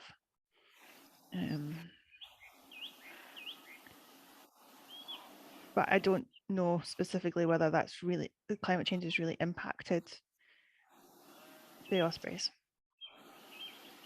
Every year we sort of speculate as to whether or not they'll come back earlier.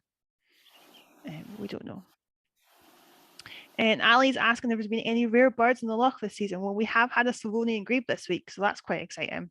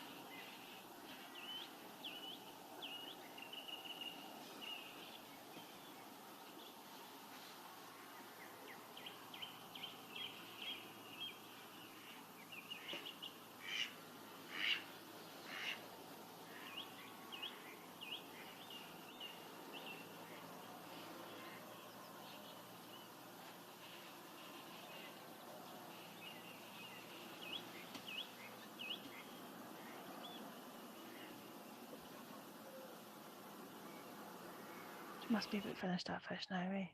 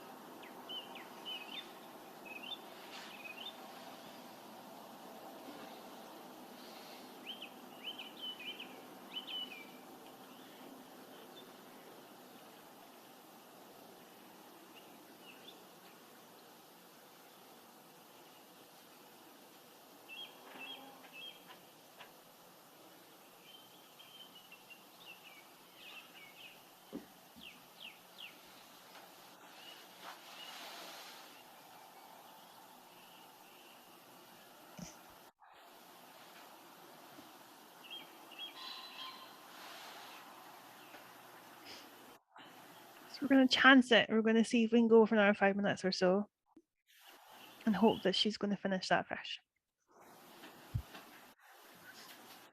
Because it would be quite a perfect ending if she actually took flight. It would be quite awesome.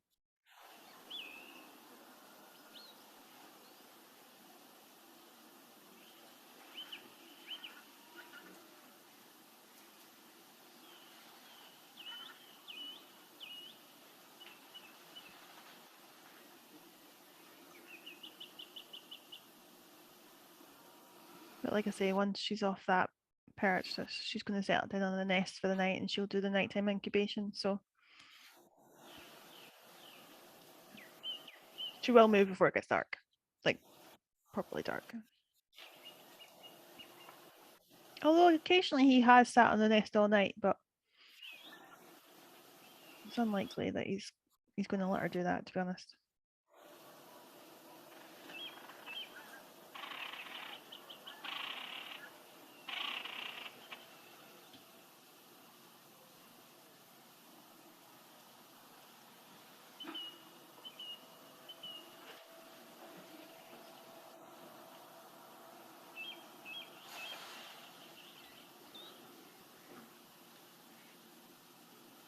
I was glad to hear that lots of people have enjoyed themselves this evening, so thank you very much for coming.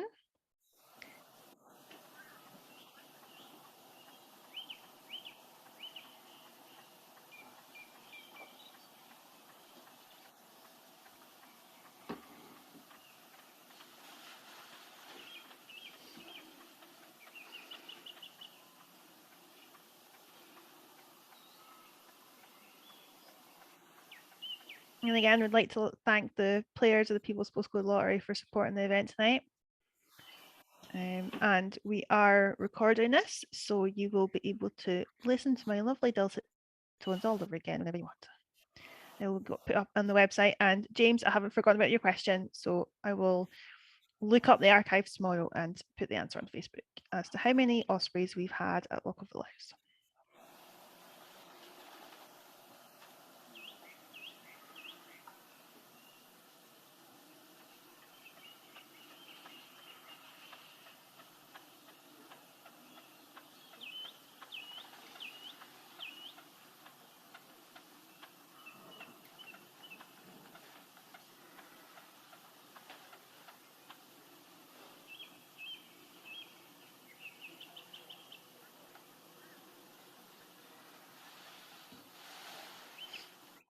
Although it's so worth saying that we are open 7 days a week, and we are closed next Tuesday, but apart from that.